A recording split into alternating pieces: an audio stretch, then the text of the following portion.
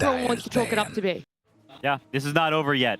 Vision have something to say, and they get a chance to prove it here. They bounced back once before. They bounced back in every series they played to get here. If anyone can do it, it's them. Their players are incredible, and they have all the tools. Man, I wish we would just stop talking. So casters, please give us the game, and we can just go watch some good Dota. Please, Nat. I promise you the grand finals is continuing as a lot rides on game number 4. Radiance ban.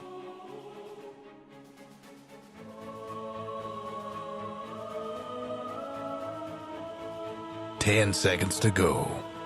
The lobby start button at least has been pressed. The game start is still to be decided as we want to see what 5 heroes these guys are going to pick for themselves. What 10 we will have in our matchup, because game 4, we said it before and we'll say it again, it is a make or break. Takala's asked for the rematch of the Prince and the King, and you got to wonder what exactly are they going to plan for themselves here. Is it going to be another carry-to-carry matchup where you want to be able to put all of your eggs into the Satanic basket? Or will we be seeing more emphasis placed on the supports? As right now, a Treant Protector, Dark Willow, Bounty Hunter, Nature's Prophet, and Shadow Fiend taken out. Yeah, it's interesting that Shadow Fiend was super heavily prioritized by both teams, getting first pick the last 2 games, and now Spirit is first pick, and they ban it out. So clearly they have another path. They don't want to mess around with these SF lines anymore. They want to find something new, a new avenue to go down. Yeah, I mean, it's going to be a different game, right? They've changed basically the hero that's been so defining for this entire series in the SF. It's what made the game 1 happen, it's what made game 2 happen, and it's also what made game 3 happen. So we have a completely new draft in front of us. We see Lone Druid is finally banned out by Vision this time around. It's been a hero that I feel like both teams have kind of drafted around this entire time. We haven't seen him pop up, but the threat of him has been influencing every single pick we've seen in the previous game. Yeah, and I think that was a really strong read by Puppy to ban the Lone Druid, because what other hero could justify banning SF when you have first pick? It is the Lone Druid, and you don't want to play against these SF plus Slardar matchups again versus him. Puppy is like, nah, we see you, we're not doing it, and they end up banning Earth Spirit at the end. Another big difference in this draft is that all the supports are in. We've been seeing all the supports getting banned out in all the previous games. Spirit in this position have been prioritizing Winter Wyvern a lot in previous games. And for Vision, we have the potential of an Ember coming out into a Slark ban. So there's a lot of these things that are going on right now, and the conversations are surrounding these heroes and how we can counter them down the line if they do come out. There's also Bane that's been getting consistently banned, that's been let through. Same thing with the Coddle for Vision. So I honestly like this adaptation from Vision, saying we're banning supports before, it wasn't working. Okay, give them their subs, whatever, we'll ban the cores instead. I think this is a cool change-up and forces a different angle that maybe Spirit has less preparation for. Again, also an IO angle, that this hero has emerged as one of the heroes of TI, and when you have the Winter Wyvern on your team, you could be preparing for it as well as a soft counter to the IO. Yeah, you're absolutely right. I mean, I think even in the first game when the Vision played IO, I feel like they never really got to play the hero. So it's something that they might still look for down the line. I think it's absolutely a threat. Wyvern is good against it, but it's such a strong hero that you're going to need more than that. And we talked about a couple of times that 9 class has been really heavily focused in the bans, and to me this is also a good adaptation, saying he's been playing Hoodwink and Marcy, and some heroes are a little bit less ideal for him, and so we're saying we're just going to give him a hero that's not only great against Winter Wyvern, but is just a super comfort hero for him, and Vision have had a lot of success with. It opens up for a lot of combinations that Vision are really comfortable with the Coddle, like the Ember Spirit and the Pango. The Ember gets taken out, and I wonder if they care enough or are threatened enough by the Pango to address it or to just let it through. Yeah, I mean, it remains to be seen. Wyvern, I think, is a pretty decent hero against Pango in some ways, because you can kind of juke him out over hills, you can play over cliffs. You also have the Curse. If you manage to curse a strong turret hero to the Pango, it sometimes almost immediately kills him. So there is some counterplay there with the Wyvern. But I don't think it's not enough to dissuade you from picking Pango if it's good against the rest of the heroes. Yeah, definitely still an option. All the things you said are very true. I think it's with Coddle, generally you want spellcasting mids, right? You want to enable some hero that uses the mana so you can farm faster and you can fight more, have more uptime on the map. That's one of Coddle's biggest strengths, is it allows your cores, especially your mid hero, because subs just tend to play with the mid hero. That means they can stay on the map, which gives you more attacks, allows you to defend more places because resources are such a huge part of the early game. I feel like that's absolutely one part of it, and the other part of Coddle's gameplay is the healing. And this is probably what has made Coddle into one of the strongest modern supports is that it heals. And healing works really well with any sort of damage reduction or if you're really tanky. If you die too quickly, the heals won't come in. Coddle takes quite a while to wind up the heals, so you want to make sure you have a tanky enough draft to where you can survive the initial round of spells from your opponents for the heal to then kick in. Very true, and healing lineups are so problematic because the Vessel buyers in Earth Spirit and Ember Spirit from the mid lane are already taken out. The other ones that buy Vessel, like Void Spirit, aren't that good in the meta, and anti-heal heroes like Ancient Apparition are super dead. So when you're playing against it, it's very pesky, and you kind of solve it through insane damage from your carry. And heroes like that, like Terrorblade, banned out, and Kez, countered by Doom, can't be picked here. Yeah, it's a nice setup. I feel like Vision have relied on this Doom previously in the tournament too. Also, Doom against all of these, like throughout history, superstar players, like we got Miracles, you know, Yatoro, obviously. When they get doomed, they're not the same player. They don't get to click buttons, and it doesn't matter how good you are. If you're stunned or if you're doomed and you're not allowed to press buttons, nobody, no matter how skilled you are, can play the game. So Centaur solves it, right? Stampede away from the Doom. Also, Not Me's clock has been left in the pool. He hasn't gotten his hands on this hero yet. I'm curious to see if they go for a double melee offlane. It's not something that either team has really been favoring so far in this finals. People want strong lanes. They want to come in and fight you and contest the early game and not give you what you want and play a slower game. You want to start off on the right foot. So it will, you know, sacrifice a little bit of the early game if they go for the clockwork here. But I mean, we've seen how much Not Me can do on the hero. Yeah, okay. They just think he's just too good. Just give it to him. He's just that guy. There is still that chance, though, that Centaur plays mid. I'm not saying it's something that Spirit necessarily love, and Centaur is such an archetype of a collapsed hero, but there is still that we don't want to fall into the trap of calling Spirit's bluff either about LoL's hero pool at this point in TI.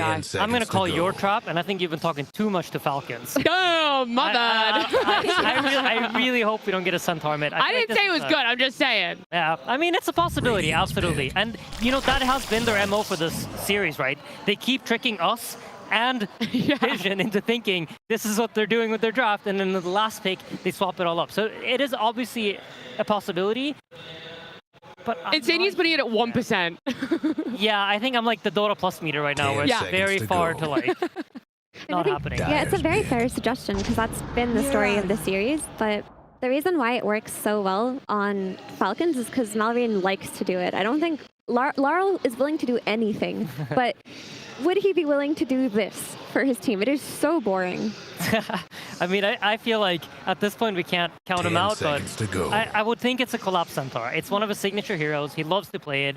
Vision also seemed to think that way because they decided to pick the Lifestealer. And Lifestealer is quite a high commitment hero. Once you pick it, it needs to have a good lane. If it doesn't, the hero just seems useless. So they think it is too. They commit to this lane matchup, and it is obviously a pretty strong matchup for Lifestealer. Templar Assassin. Okay. And with this, it seems like they are somewhat committed to it being Centaur offlane, I think. I also think Centaur mid just doesn't scale that super well against Lifestealer, so they're okay playing the lane. And this is a lane where Satanic will have complete free farm. We've seen a couple of games now where Spirit's got a lot of pressure on Vision safe lane, and Satanic does not have the freest game that he would, you know, hope for. And so in this game, he will have that great start. And TA also has a pretty good lane, I think, against Doom. It's a classic counter because even if you Doom him, he can just blink away because it goes on the refraction, and then you haven't canceled his blink yet. So I think both carries are set up for good games, which, you know, maybe we get the epic anime fight. That's what I'm hoping for. I do think that TA is a higher execution carry than Lifestealer, though, because she's been nerfed a lot on the lane, so she can't oppress the enemy offlaner the way that she used to, so the enemy offlaner will have more net worth than they are, and eventually, even if you can blink out, you get Doom, Dota gets really hard to play in that late game, especially when Doom gets that Congregations of the Deep with the Shiva's Guard. Like, at that point, that hero is so absurd. Yeah, I always feel like once Doom gets to Shiva Zags, the game is over. I've been saying it time and time again on the panel, but we never get to see it. But it is an incredibly strong endgame timing. I will say TA against Coddle has quite a lot of things going for her. She's one of the heroes that can't get blasted in the lane. You just press refraction the moment you see the horses run towards you. It's quite a strong matchup in that regard. They have this pressure set up with the Winter Wyvern that can provide sustain to outlast any sort of damage that Doom can do to her. So I quite like the laning matchup for Spirit, and we've talked about it in the previous games, but this laning pressure for them has been really important in order for them to win these games. So for that regard, I really like it.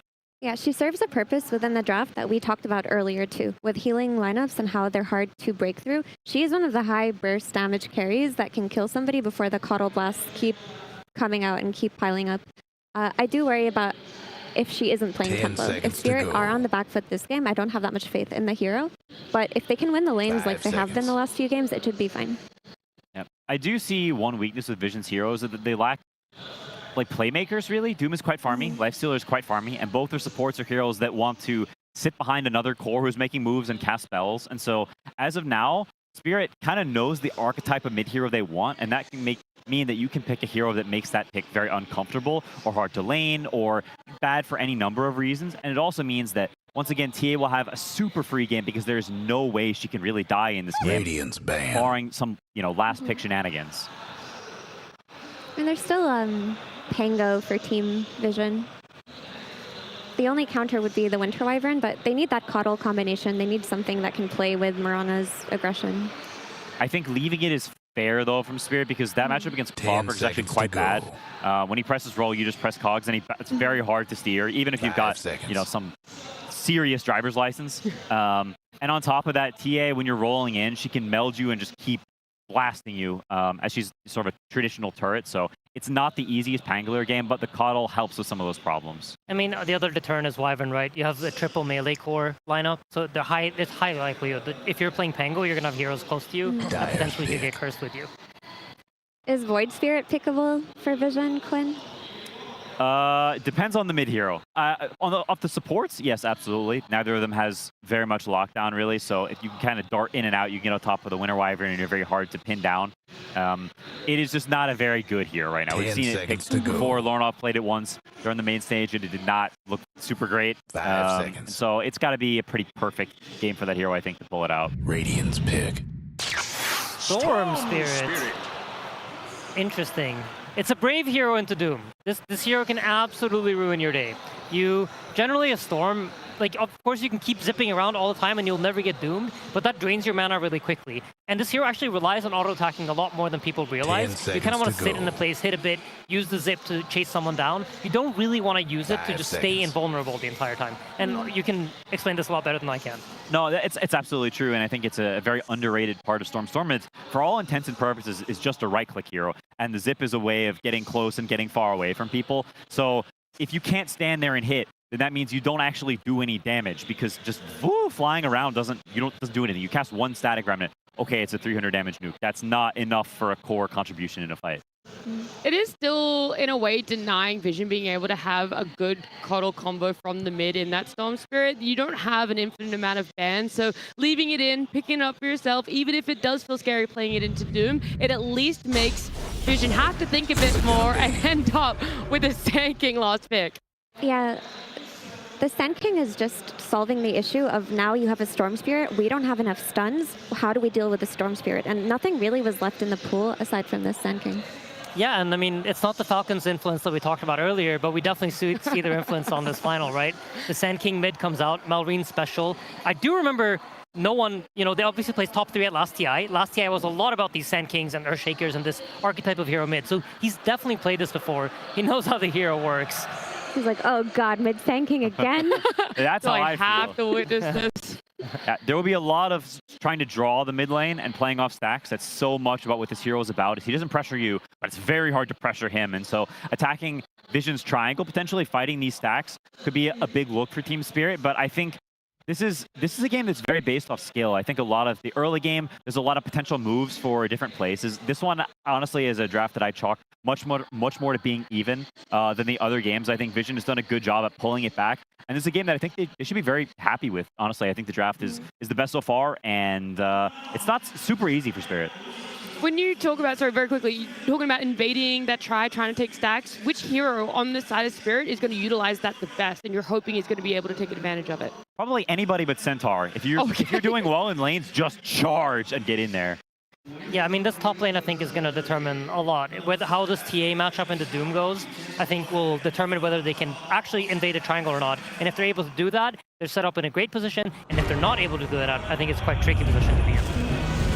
I think it's very important for Vision supports to be able to enable No One Sand King and play with them, because Team Spirit supports have been running mid and playing with Laurel for the last few games.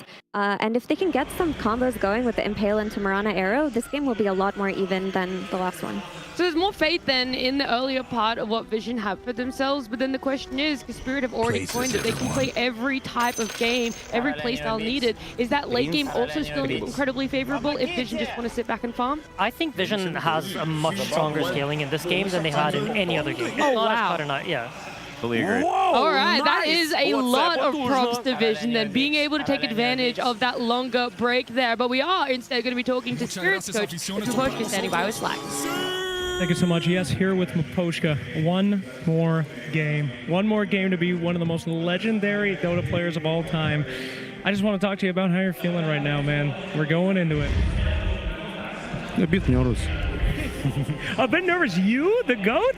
No, of course. It's like I feel like I'm excited. One more game, as you said, and I can believe in our draft. I really see an idea. I'm sure that we can win this game. So that's why I'm nervous, because they also might win. They also have some good idea in their draft. So we'll see. May the best team win then. I did want to ask you about being a leader in your region. You've trained up so many incredible talents, especially when Satanic was starting off. I know that you had a big relationship with him. You raised him up from the ground. Do you regret that? Is that Yeah, it's true. Do you regret that at all? What? Do you regret making Satanic good? I don't know what is regret. Well, I'm sure there are no regrets going into this series. Thank you so much, and incredible to have you here. And we will get into that game. Here we go. Game 4 time, ladies and gentlemen, here in the grand finals of the International 2026. Spirit versus Vision, and the draft. They continue to excite Fog right up until the end.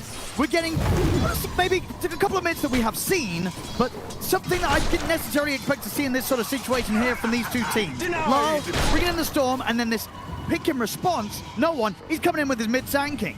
Very interesting approaches coming out from both sides. Lots of iconic heroes that teams do like to play with. Laurel, his Storm is one of his best. The TA, we don't see that many people playing it, but Yatoro, another iconic one for him. And talking about some of these supports, right? We have to mention them. 9 class, this time playing his Coddle. He did mention what he could try to do on the Marcy in that last game, but started to feel the weaknesses of it.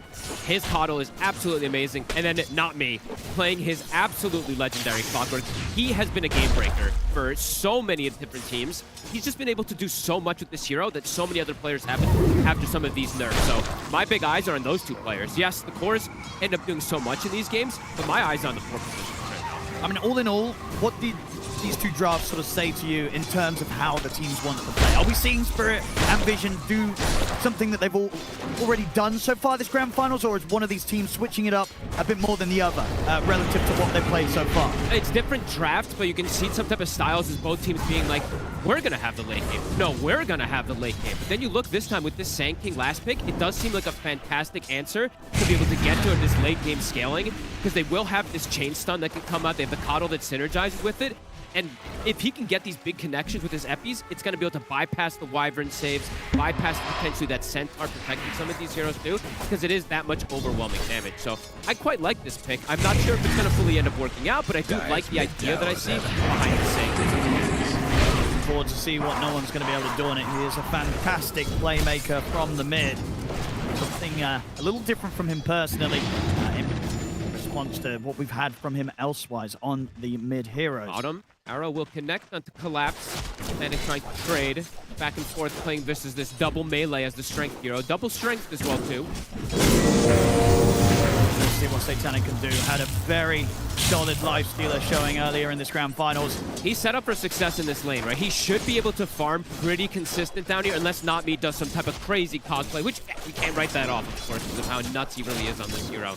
Spirits looked very good in their lanes, though. Across the board, every single one of their games, they're able to secure the free farm, especially for Yatoro, in every single one of those. And this looks like one of those where he is going to get away with that free farm. Playing versus the Doom and a Coddle, Refraction, incredible versus the Coddle blasts, and then just the meld versus that Doom. Every time he walks in, he eats a meld hit. I mean, out of all the heroes that we have, which one would you say you sort of have the, not necessarily the doubts, but the sort of question mark about that might have a tough game from what we've learned so far this international?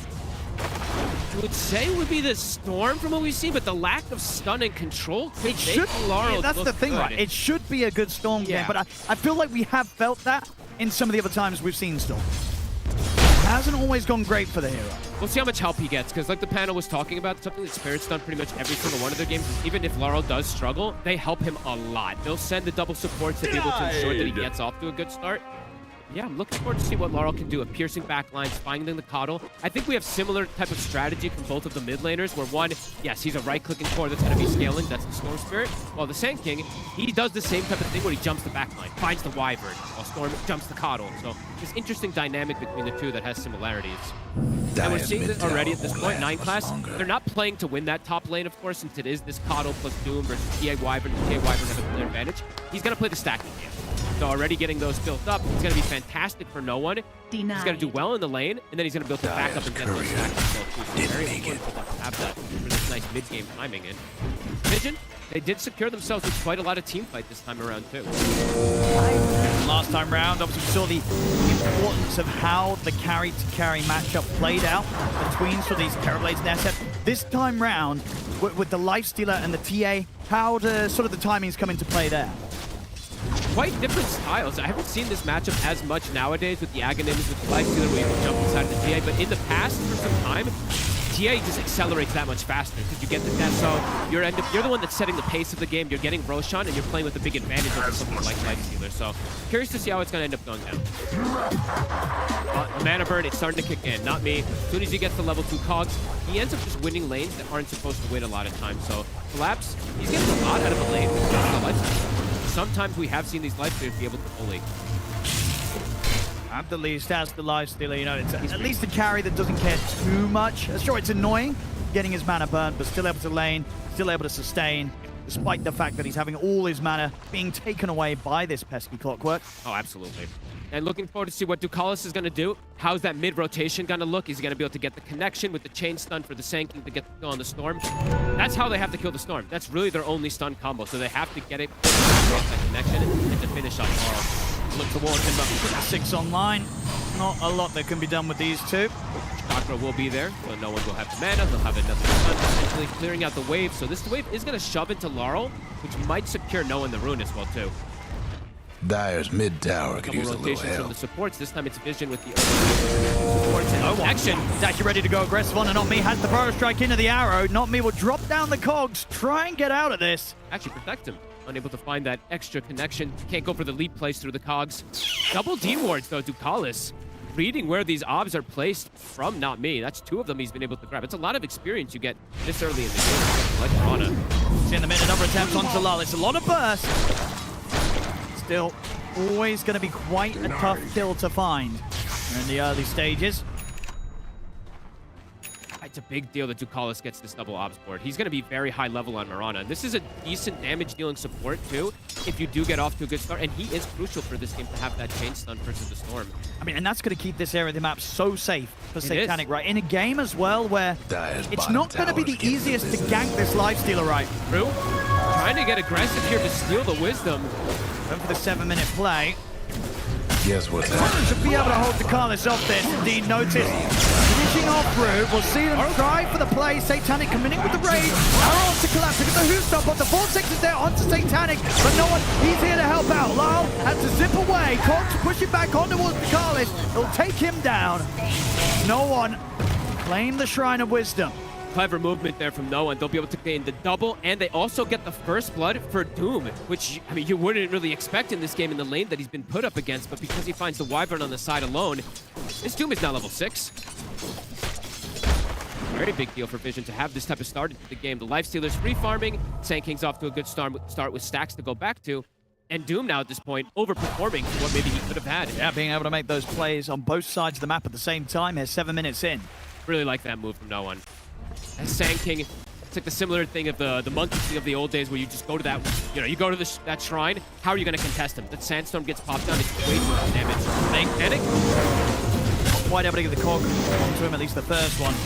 Would have maybe been close to threatening him here if they got the 2 connections. Yeah, he's super low. Might still be at jeopardy here. Not Me is trying to close the gap. Panic can reach the movement. He'll be able to distance himself away.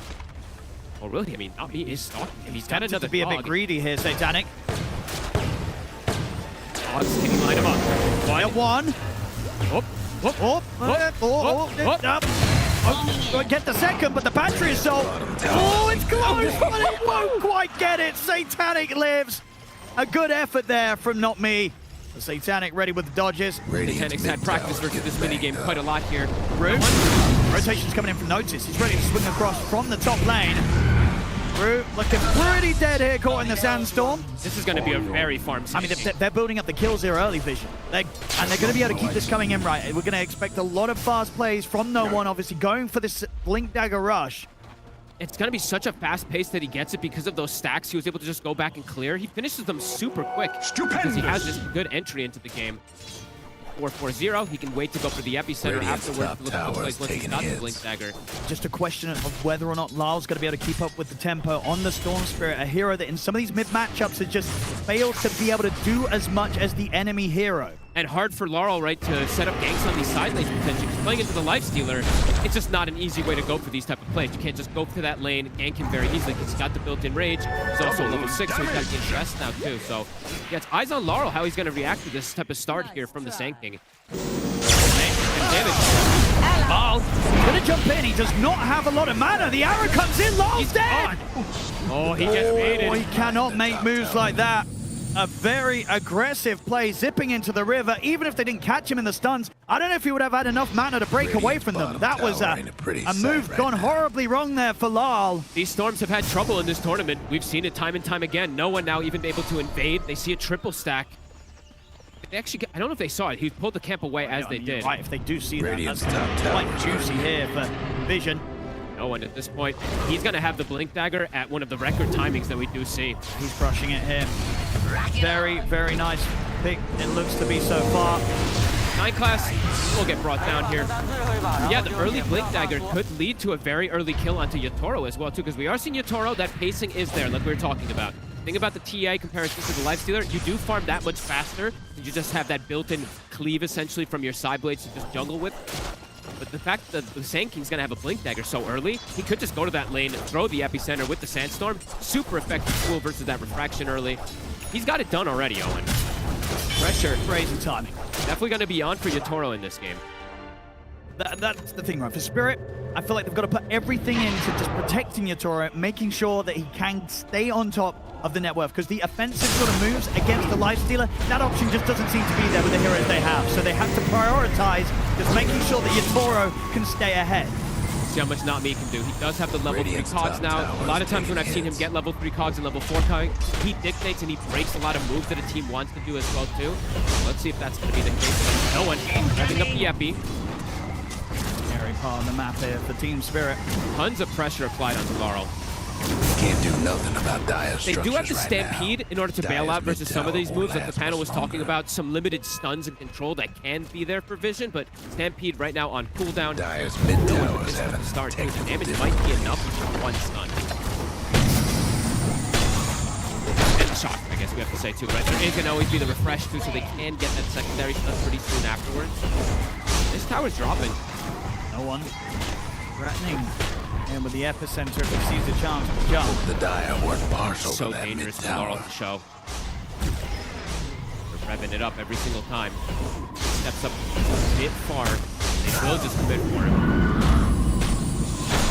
Not Me will be there to deter them. Try to protect the mid here. He's only level 5 though. He's also 7. No one is. He's ready to go. They'll have the corner break to try and protect Not Me, but still a lot of magical damage coming out, and it just sets up for the arrow to connect. Lyle, low on the mana, tries to turn it, will go up, but another strikes there. They'll use the curse to give space for Lyle to back away from No One and allow Yatoro to move in and take No One down. He's got the Deso finished up. He actually did not get a Deso stack from the hit. That was a little weird. Not sure why that happened, but... Very important move there from Yatoro. He's gonna cannot afford to let Lyle go down there. He's going to be the key to watch because he does have that big advantage. Like we said, the pacing from TA compared to Lifestealer, he can turn up a lot easier. Lifestealer, when he's got the Radiance, Satanic can do a lot more. But looking at the level disparity too, they're giving Yatoro all the XP as well. He's about to be level 12. Only 13 minutes in. Noticed? He's going to go for that drum shard build that we do like to see, eating those ancients to get that farm. Hoping for a Black Dragon so he can get that extra farm. Looking to punish him. He is speedy. It's very hard to set up onto this Doom. And I think the next time for No One, probably going to try to save this epicenter for a core kill. Because sure, he got the clockwork, but ends up paying with his life. A smoke move from Vision might catch Spirit off guard. They want Yatoro. Pass. Big One. connect on Gonna be two. there with the burrow track onto the boat with an arrow connection in onto Yatoro. He did have the refraction up already, so a bit of protection and the stampede's there. Gets him away. Vortex over towards no one. Lar moves in, but he's completely out of mana. No one trying to step away. Notice gets in, drops the Doom down onto Yatoro. Carlos jumping in with the extra burst. Yatoro will tick out. He's gonna try and bring down kills with him. Will manage to get Carlos to die alongside him. But that is Yatoro gone. Vision bringing in the aggression around that top tier 1. They get away with it. Really nice double stun. It looked close for a second there because he did get the refraction off before the initial stun and actually blocked a fair bit of that damage there, but good persistence from Vision. Slow down the TA, allow the Lifestealer to catch back up. Satanic very, very close to having that Radiance timing, and that will allow him to start closing the gap in farm between him and Yatoro. And he can show up to fights. He's got methods of delivery, right? He's got this Sand King. He can jump inside, he can invest, he can see that gap close as well versus the TA. Laurel, standard build, is going to be going down for the Switchblade, but he is bottom of the cores already. In a rough spot. Like we said, multiple times. We've seen we've seen this before. A very difficult hero to make work right now. Guess what's happening? A tough time ahead. Nineclass. Gonna be able to grab him with the hook shot. Hooks connect. Nineclass goes down. No one's going to jump in and try and take Rue out in return. No one. Eating cogs as well, too. And one of them. And Burrow's tried back up in a second though with this arcane. He'll use it to get away from them. 3K lead at the moment here for Vision. Great moves around the map and a lot to Kalis. Watching his movements and the levels that he has this early on this Mirana. Level 8 already. So he's got the good follow-up, the level 2 arrow, that extra stun, extra burst, and just max Starstorm. You're seeing the damage coming in from him. Spirit trying to react, but Cold Embrace is not going to be a save in this game. So much magic damage they have that goes through, and in fact, it's going to set up some of these arrows potentially too. Notice, did get the RNG. Well, I say RNG, you're going to find the dragon in most of the situations anyway. So he's got the drums, he's got the shard, he's got this built-in cleave now to increase the farm. And it's really nice to have this fireball as well too, versus the refraction, and to just farm from the side. You don't have to show yourself in these lanes. So Vision, clear advantage at the moment here. Yatoro, how involved does he want to be now? He has to be. Blink Deso online. We're going to see him fight. Yep. Has to be involved. I don't think they want to be falling behind him at this point. He is the strongest hero for his team on the map. He does have ways to bail himself out. With the Blink Dagger now, with the Refraction, even if he gets caught by the Doom initially, can refract the Blink out beforehand. And they've got Stampede. Don't mind if I do. Right now, Vision looking to be in a very comfortable spot in this game. And as the panel talked too, they have a great scaling draft this time around as well. Yeah, I mean, you can just look at the net worth, right? All 3 of their cores absolutely on track to get that scaling going. They're very happy with this opening. For the play. One. Get caught by the dust, still able to break the distance over towards Not Me with the Burrow Strike Blink. Shot away. Don't allow him to actually live. They don't want to chase any further here for the Clockwork. Happy just pushing them off the tower. And with the rotation actually from Ducalis and Satanic also joining here for this push, they should be able to bring this tier 1 down. No one to try to burn mana. We're going to see if they can try and find one of these supports, but Root able to fly over to the low ground. PP attempts here from Not Me will not succeed. Satanic has the damage to finish him off and keep this tier 1 tower push going. Just Satanic sitting there like, you know what? You can burn my mana, but I've got a coddle. So whatever. Immediately comes right back afterwards. You can get this pressure going. Tower ain't a pretty sight. That feels like it's going to be a bit dangerous here for Spirit in these next few moments. A lot easier ways that I'm seeing Vision able to set up these aggressive plays. While for the side of Spirit, a lot around Laurel. And as we've seen, I don't know how aggressive he really wants to get. He can't just die in these stuns super easy. Early days, but yeah, that 4K gold lead does loom over the heads of Team Spirit. Toro, up net worth still on the TA. He is going to have to do quite a lot this game. Yeah. Sheikah's noticed. All 3 cores, like you said, are having this great game. Notice especially, I think this is the key one for me to look at because he was counterpicked in the lane, and the fact that he's the top net worth for the team is a pretty big deal. This move is going to be very relevant in the game and how tanky he can be in the front line too. If he's able to get to the Shivas, they're going to have some limited damage for him. Only so much Yatoro is going to be able to do, and will of course have to get this BKB first before he gets the big damage items online. Absolutely needs it to stay versus the same. If he doesn't go pretty much, yeah, this BKB is the next item, he will just continue to die every single time. So Vision having a very nice mixed damage, multiple different cores that are having this good game. And a Armlet done, starting to invade the triangle as well now and prevent that extra farm from Collapse. Collapse being a bit quiet this game. He is a Centaur, so it is much more of that farmy hero we know. Gonna go down that heart build. That does mean that the Life Stealer is gonna have a very nice target to feast off of. Lal, still going to be a bit of time until we see him be able to really make the moves in these team fights. He's got a lot of catching up to do. How do they protect him, right? That's the biggest thing. And just die to the burst damage that comes out with just these stuns from the side of Vision.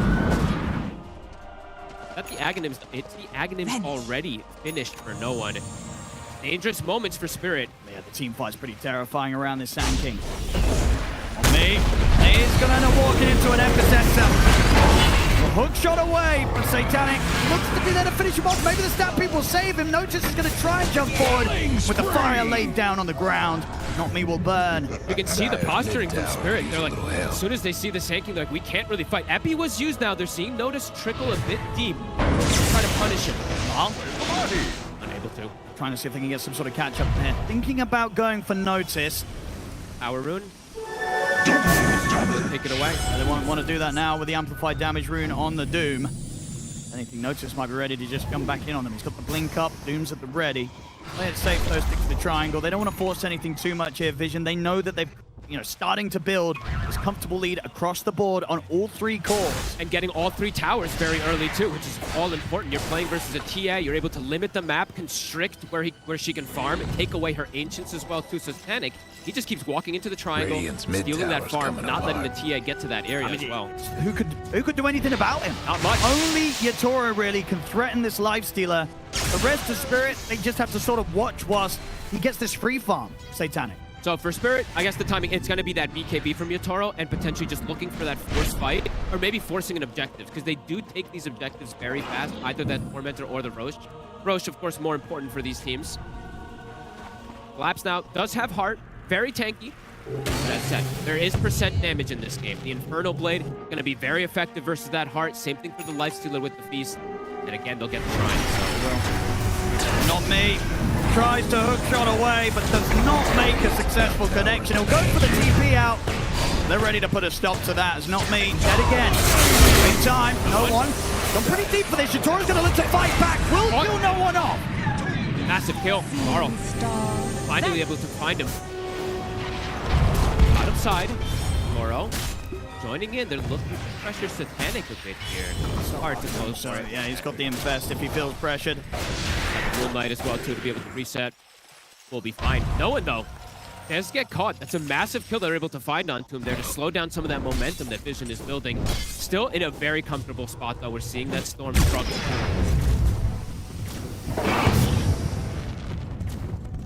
It's just, how do you catch back up as a Storm? Because it seems like that's something that so many teams have struggled with when they end up in this position with their Storm at the bottom of the core net worth. Good question, Owen. Got the shield rune. This could protect him for that next upcoming fight. That little extra barrier. Vision though. Blink unnoticed. BKB as well. We might be ready to make an aggressive jump here. Notice is having an insane game, Owen. Top 2 net worth still at this point. They're gonna go for him. Straight in. Or a strike into the arrow is all that's needed. Lal continues to suffer. Not me's going to get dove here up to the tier 3 by Satanic. He'll check out to the burn damage. Seeing the struggles here for Spirit. They're starting to get blink daggers. Okay, Collapse does have it picked up here, but limited ways for them to make these moves. Limited ways for them to respond. BKB is done for Yatoro. When they've got the 5-man up, no breaking look to through see the them go for this type of structures fight. for now. The team fight advantage from Vision is very apparent. There's so many ways to focus Yatoro right. When all of this net worth for Team Spirit is kind of being focused on their TA, you know Notice is going to be going for every single time in these fights. If they can just take Yatoro out of the fight, it's going to be quite some time until Team Spirit have some sort of team fight to match that. of team vision in these team situations. Talking about him. They're going to just go on him here. They get the jump. And with that, the Stampede is there. He's got the BKB, so we'll be able to get away from the Notice. He's going to try and chase, but up to the tier 2 is a bit too much. Notice will have to back off. His BKB comes to an end. He'll get punished. Spirit, no. They have to be there. They'll allow Yatoro to get out and to have a chance of finding a big kill in return, and they get it. And that's the biggest move so far here for Spirit. That's 2 massive ultimates used. Yatoro lives. They could force something here. Do they have the opportunity to go for this Roche? We'll see. The positioning isn't great for them because it is on the top side right now. So it does feel like Vision will have some time to be able to react to this, get their ultis back up. Because this is, of course, one of the classic counters to the Doom, right? If you have that Stampede at the ready, one of the best. Yatoro's going to be able to run because we talked in the draft, right, about the lack of control. It's pretty much the Sanking. If you're not hitting the Burrow Strike into the arrow, you're going to be able to run with the Stampede. Trouble brewing at Radiant's bottom tower. I'll go for Tormentor. Go for the easier one in a more favorable position at the moment. Toro, level 19, keeping in a decent pace, but Satanic is hot behind his trail. The itemization is the same as last time from the Lifestealer. You can just go for Manta, go for ACs, playing versus that minus armor. Natural build-up for Satanic. He is very far forward right now. He might look to set up for him. I mean, obviously feels that he has ways out of this with Rage, Infest, immediate Rage there as Collapse tries to get the jump in on him. And shock for him as well, too, so have a Raging while he knows he's going to be coming. fine. Yeah, straight into the Mud Golem with the Infest. He'll zoom out of there. Collapse is thinking about chasing, but it's such a hard kill to go for, especially when he's on the retreat. There's going to be time for backup to be around. You just cannot commit for this kill. Doom gonna be coming back up in 20 seconds. Epi is back and at the ready here for no one. Look for a fight again, no one. Not me. Try and work up the clock. Back to business. Don't find the kill on TA earlier, but still looking to get very aggressive here with these timings. Dire's mid tower won't last much longer. It's back online. The Dire couldn't hang on. Tier 2 default. Ready for no one. Just walk up and clean that one out. And have the plate mill or the hyperstone for the next fight. Radiant's top tower is taking hits. Such a tricky kill to execute. For the majority of this game, it's going to be that case until they do have a hard, either a silence or a hard stun onto him. Trouble brewing. Hex, it's going to be difficult for them to bring down this Lifestealer in most situations. Almost just requires Satanic to overcommit and dive a bit too deep, but those sort of mistakes he doesn't really make. Notice plate mail now picked up for him, so a lot safer. This lead at that 5 to 6K. In the area around this Roche. We're going to start committing to that MKB. That Radiance.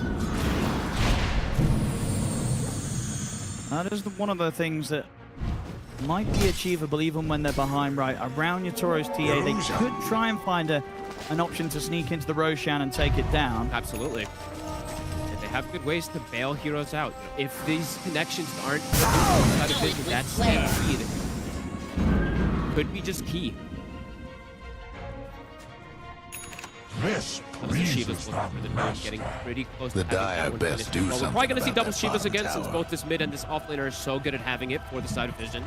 I mean, they know as well, right? As long as they can keep their armor up and eliminate the threat of Yatoro kind of 2-shot, 3-shotting them, they're going to fare pretty well in the fights for the majority of this game. Laurel is making a decent recovery, though, Owen. I've seen a lot of these other Storms just completely falter at this point. He's getting close to having the BKB himself.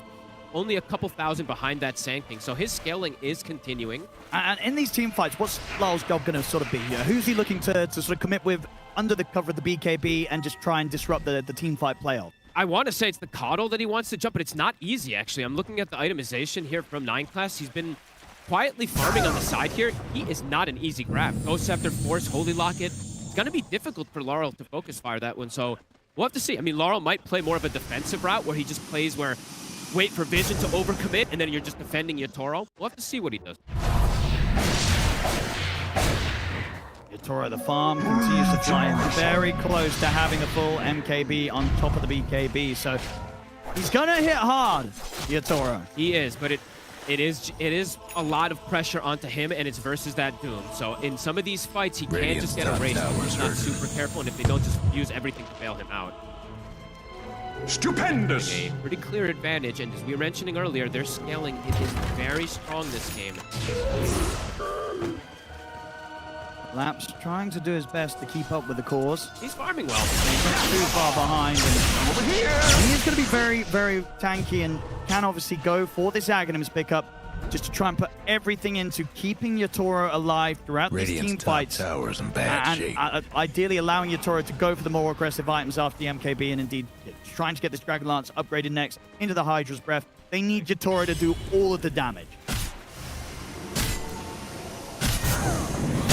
Pickup because I think what it is he's trying to save the slot as well too, right? Because he doesn't want Pike. Best do something he about just that wants all that tower. hard damage versus Radiant's this triple top tank tower is war. taking He needs to hits. deal the majority of it for his team. Yeah, I mean, I can get it. It's just going to be much more value, right, in terms of just having damage on the TA. He can pretty much rely on Rue and not me to pick up the 4 stars. They're both queuing them up. So you're going to have that positioning coming in from your supports. You can trust in them. And as the carry, you can afford to go all in on the offensive build. Nine class set up the kill here, not me. We'll just get right on top of him. Concept is there, but the nice hits onto the side. I mean, he's making them work for it. Backup's coming in, and notice he's ready to jump over to not me. I think 9 class is going to be a massive issue this game. He's super farmed, and jumping him and getting him in the backlines, it just seems very difficult for this team. He's able to get to the point where he has a Hex too. That's where Laurel and Yatoro are in jeopardy. As we said, the catch division a little lacking. I mean, that's get a Hex. And he's well on the way to it. He's very He's close. got 2,800 gold, ready to start building towards that Hex. That pickup's going to be a nightmare for Spirit to deal with. Yeah, I'm feeling some scare for Spirit in these next 5-10 minutes or so. Let's see what they can get around Yatoro with this MKB timing. BKB also finished for Laurel.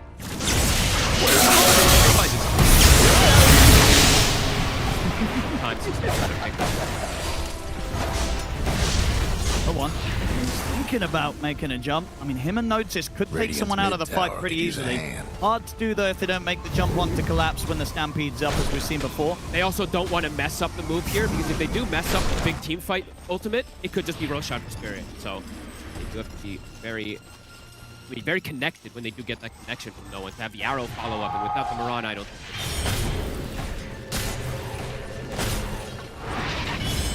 Very tense moments here in this game. Tora has to play this game. He does. I feel like the maximum deaths he can really have in this game is like 2, max 3. Because otherwise this lifesteal is just going to be able to catch up, outpace, and just have that nice matchup versus him where they have all this gap closed. Vision, AC is done. It's good little small armor items also for no one.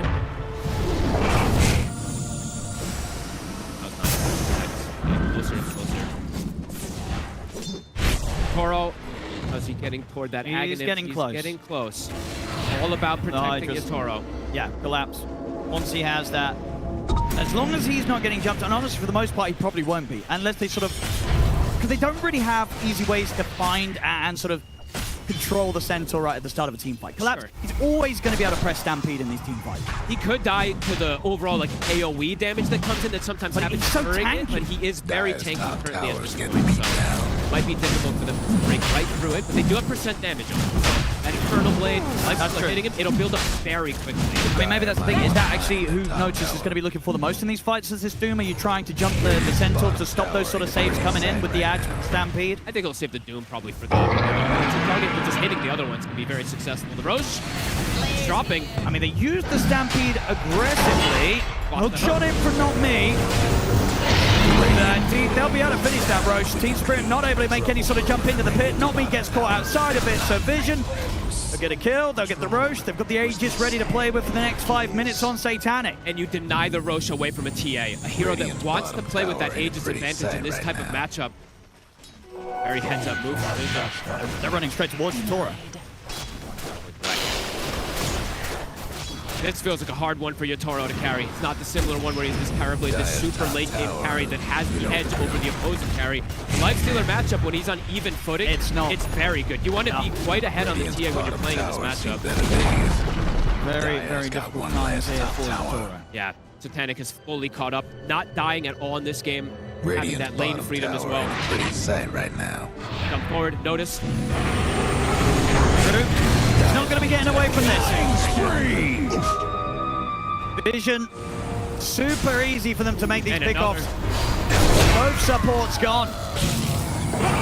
Nobody can really come anywhere close to Vision right now. This might be the roughest game we've seen from the Clockwork, from not me. He's got 10 deaths, unable to find connections with his hero. He's going to try and jump in. No one was thinking about going back in on this with the epicenter. He won't for now. Collapse backs off with the axe. Hollis forcing the lane in as well. They've got so much time to apply this pressure here, Vision, with the 3 minutes of Aegis. Onto the tier 3 top, though. Get the fortification out of Spirit. That's the Hex. It's 80 gold away. I don't know if they're gonna expect. I mean, they see the items that he has, so they're gonna have to. But it's gonna be brutal. It's what do you do against this Hex on the Coral 9 class? He's always gonna find the way to catch you. Might be able to just pop some of these heroes before they get the BKB off, potentially. No one will be able to find an amp damage as well. Shivas is about to finish for him. They're going to try and do something. It's into the Aegis. It's a risk, but they feel desperate right now. They've got the Ags from Collapse, so eyes on him to get that workhorse onto Yatoro if he does get focused onto. At the same time, King Vision, they've got the Moonlight up. Beat down. Sneaking around the map themselves. Getting up to the high ground here, Satanic. Trouble brewing at Radiant's bottom tower. So Spirit have a decent amount of information, but can they actually fight this despite the gold deficit that they're at? Can they access the backline? Do they see 9 class? They get light on it. Gonna try and get the jump and try to get towards that class, see if they can take back. The curse comes out, locking the 3 of them down. No one's able to get the BKB off. 9 class, he's healed up by the Infest. Satanic keeps the Coral alive. Vision, they won't lose anyone to that attempt there from Spirit. Now Satanic, he's on Yatoro. Yatoro has any sort of help to get him out of this. The Stampede's already been used. Try and run, but the BKB's about to come to an end. They've got a force hit from Rude to try and save Yatoro. Satanic's going to still chase on. No one catches Not Be here in the river with Ducalis. The workhorse is there. Collapse under the tier 2, but Satanic, he's going to dive on forward. Collapse will go for the TP out, gets out just in time before Notice comes in with the tendrils. They try for a desperate move. They find the backline, but there's so much healing. Gets the Infest off onto him. They get the extra bailout as well, too, when he gets the Holy Locket. Look at that heal. I mean, it's one of those situations, right, where you want to kill the Coral, but at the same time, it's just so hard to take 9 class out at the start of the fight, even if you're getting the jump on him. Dyer's mid tower. BKB was used there from Laurel and Yatoro. Don't have it, but the defense now still an Aegis on Satanic onto this high ground. And they push him back. Fortified their structure. Tier 3's gone. Dyer's mid tower. Collapse. Gonna try and see what he can find at the side. They get the Vortex on the one Satanic. The damage coming in for Yatoro. Gonna be fine. Gets in with the Infest. They do catch him with the Sun on the way out, though. That's him gone the once. Spirit, can they set up to take him down a second time? Hookshot's there. Into the damage. They bring him down low. He's having to put the Manta running away with the Moonlight, but they've got him. They take out Satanic. Can they chase for more? They need to try and find more from the Spirit. An opportunity presents itself. They cannot let it slip away. Zip 4 from Lyle. Look at the 9 class. He's got the Ghost Scepter. Doesn't matter. Hookshot, Vortex. They've got the control. They'll take the Coral down. Ooh, they punished some of this greed from Satanic. He felt like he was unkillable, but his team started to split away. He didn't have all that backup. Mid tower ain't doing so good. Great opportunity seized there from Spirit. Big defense there. They lose the tier 3, but the barracks, mid tower could use a hand. they'll be protected. Spirit having a chance now to play out onto the map. A good window as well, 50 seconds almost here, without 9 class or Satanic in play. Radiant's high ground mid a bit. tower's in trouble. Yatoro's tempted. I mean, he hits Hits hard. very hard. Dyer's bottom tower's See getting how much Spirit can do. Radiant's Tier mid 3. tower's coming They're apart. able to take the same, maybe even more. That was an insane moment for Spirit, too, because now you're seeing Yatoro potentially is going to have that item advantage versus the Life Stealer to be able to beat on him, too. Radiant's mid tower's coming apart. Tower dropping. Connection on the side. They get the hookshot. They're going to be able to catch Ducalis outside of the base. Ooh, Laurel. Another one here for Spirit. Laurel is getting the connections here with the Vortexes. 6-2 and 4 now. Despite the deficit that he's at, I mean, he's still at a point where he's got more farm than no one on the stacking now, and he's making more plays. They'll get the jump onto Yatoro. Collapse. He's in with the save, though. Bails Yatoro out, and will be able to take him away from the Doom. They bought back on Ducalis as well, too. If Spirit's able to disengage. It's a full retreat. Everybody's getting out alive on Spirit. Oh, the spell casting from Spirit.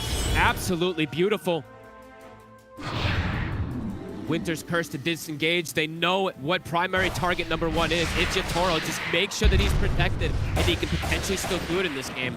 Swift Blink getting pretty close. I mean, he's got that the money. Yep, he's got that 3,500 advantage. He's got that full item now over Satanic. Do you spend up for the Swift Blink or do you hold for buyback? I think he's buying. I don't think this is a game where you can hold your gold. I think you want to be playing with that advantage gold immediately. I mean, I like it, and just full trust in Collapse to be there with these saves. Keep your Toro protected at all costs. They've slowed down quite a lot of that momentum from Vision, so they were able to deny that Aegis away from the side of the TA. They ended up denying the Aegis away from Satanic from him getting too much out of it afterwards. All right. Level 25 now has been hit. This 25 talent is pretty busted, 0-2. Any game is winnable when you do have this talent this early. That meld hit bash could trip Satanic up massively. It absolutely can. Suddenly, Rage is not enough to keep you safe, and you're not always able to get that quick jump in with the Infest if that bit of an interrupt comes in through the bash. And Laurel under his catalyst now for him too. His scaling is increasing. Find no one here out on the map. His way back to the mid, but they're going to see him. Not me. Able to get him with a hook shot. The close it down and put the BKB. Try and get away from this with the bar strike. The curse is there to hold him in position. Yatora closing in upon him here with the stampede jump. They got no one. They bring no one down. Zoom's going to get dropped on towards Collapse. Hex is there on Yatoro. He's been surrounded by Satanic and Notice. He'll try and get away with the BKB, but he will fall as Vision could take Yatoro down this time. And the Doom, he's going to continue to run. He's going to tick pretty low. I think he's dead. The last tick gets him. Noticed. You had said before, do you actually doom the Centaur? I think you actually do doom the Centaur. Seeing that positioning there, Yatoro is very aggressively postured. They doom the Centaur. He can't bail him out when he overextends. I mean, absolutely right. You take him away from the fight and suddenly Yatoro is left vulnerable. And again, spend up for the Swift Blink. 70 seconds, no Yatoro here for the hold. Vision, they might not have no one, but they have the damage here with Satanic at the front to try and take a lot away from Spirit. They chase so far for that kill. They do get punished this time. The rack's now exposed. It'll be the mid-rack's gone for sure. Tier 2s are already completely gone. So the other lanes are open as well for Vision. They're going to stick around, at least until the TA does start to come back, because they have 40 seconds without these two cores. Yeah, just without Yatoro, they have nowhere near enough damage to threaten Satanic at all as this lifestealer. To the top lane. The Dire went fortified their structure. 30 seconds still. Dire's top tower. Now Yatoro. You know the drill. And one back in play is ready to TP over to join the rest of the team. Notice he's in with the jump. They get the catch on and not me. Not me's in trouble. Another fire thrown down on towards him. Will try and use the hook shot to get away. Cold embrace out of force. Separated from Satanic, but Satanic, he wants to keep pushing for the kill. The Manta to tank from the battery assault. He might just die here to damage the illusions. They'll get him back to the fountain. But Vision just pushing Spirit away from the barracks. They'll respect the fact that Yatoro is coming back into action, though. They won't overstay their welcome. Vision, they'll fall back. For my master. Panic pressing forward here with that lifestealer. Now back in that even net worth, has this item as well too coming out for him. We'll see it again, that last tick. Literally the last one, and it overkills him by 4 damage, if I'm not mistaken there. Just ticking for 66 per tick.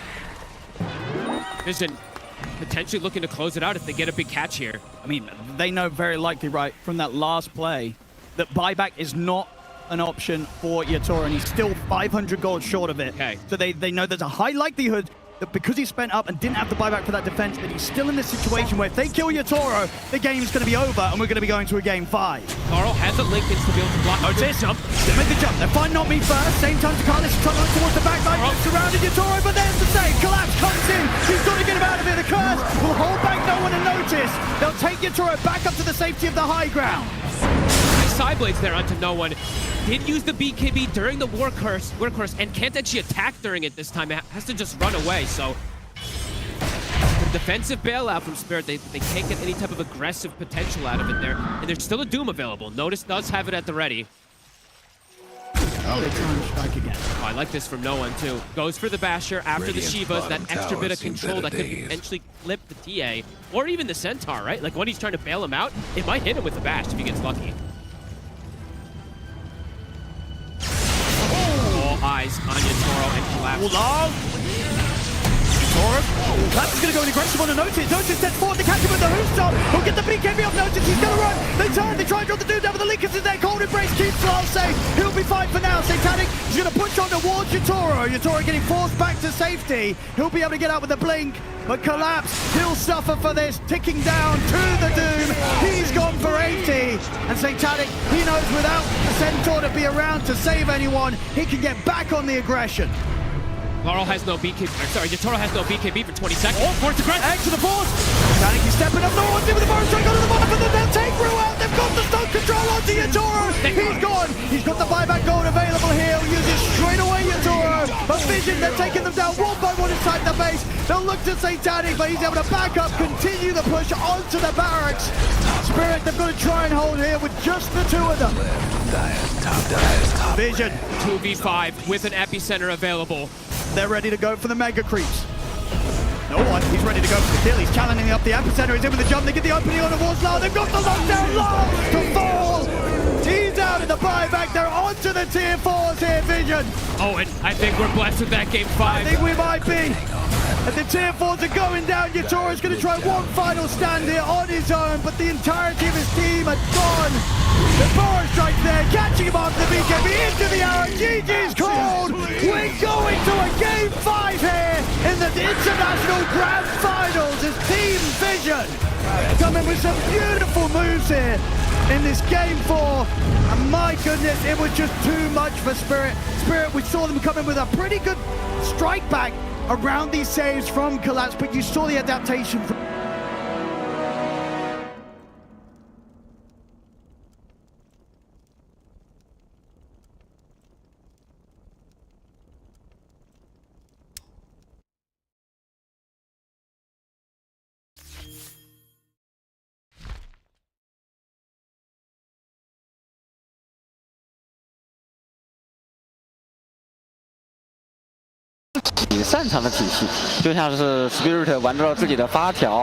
expression of sort of deeper hero pools and historical understandings of Dota matchups, and so I think it's honestly hard to tell, and we're just gonna have to wait and see what these great Dota minds cook up.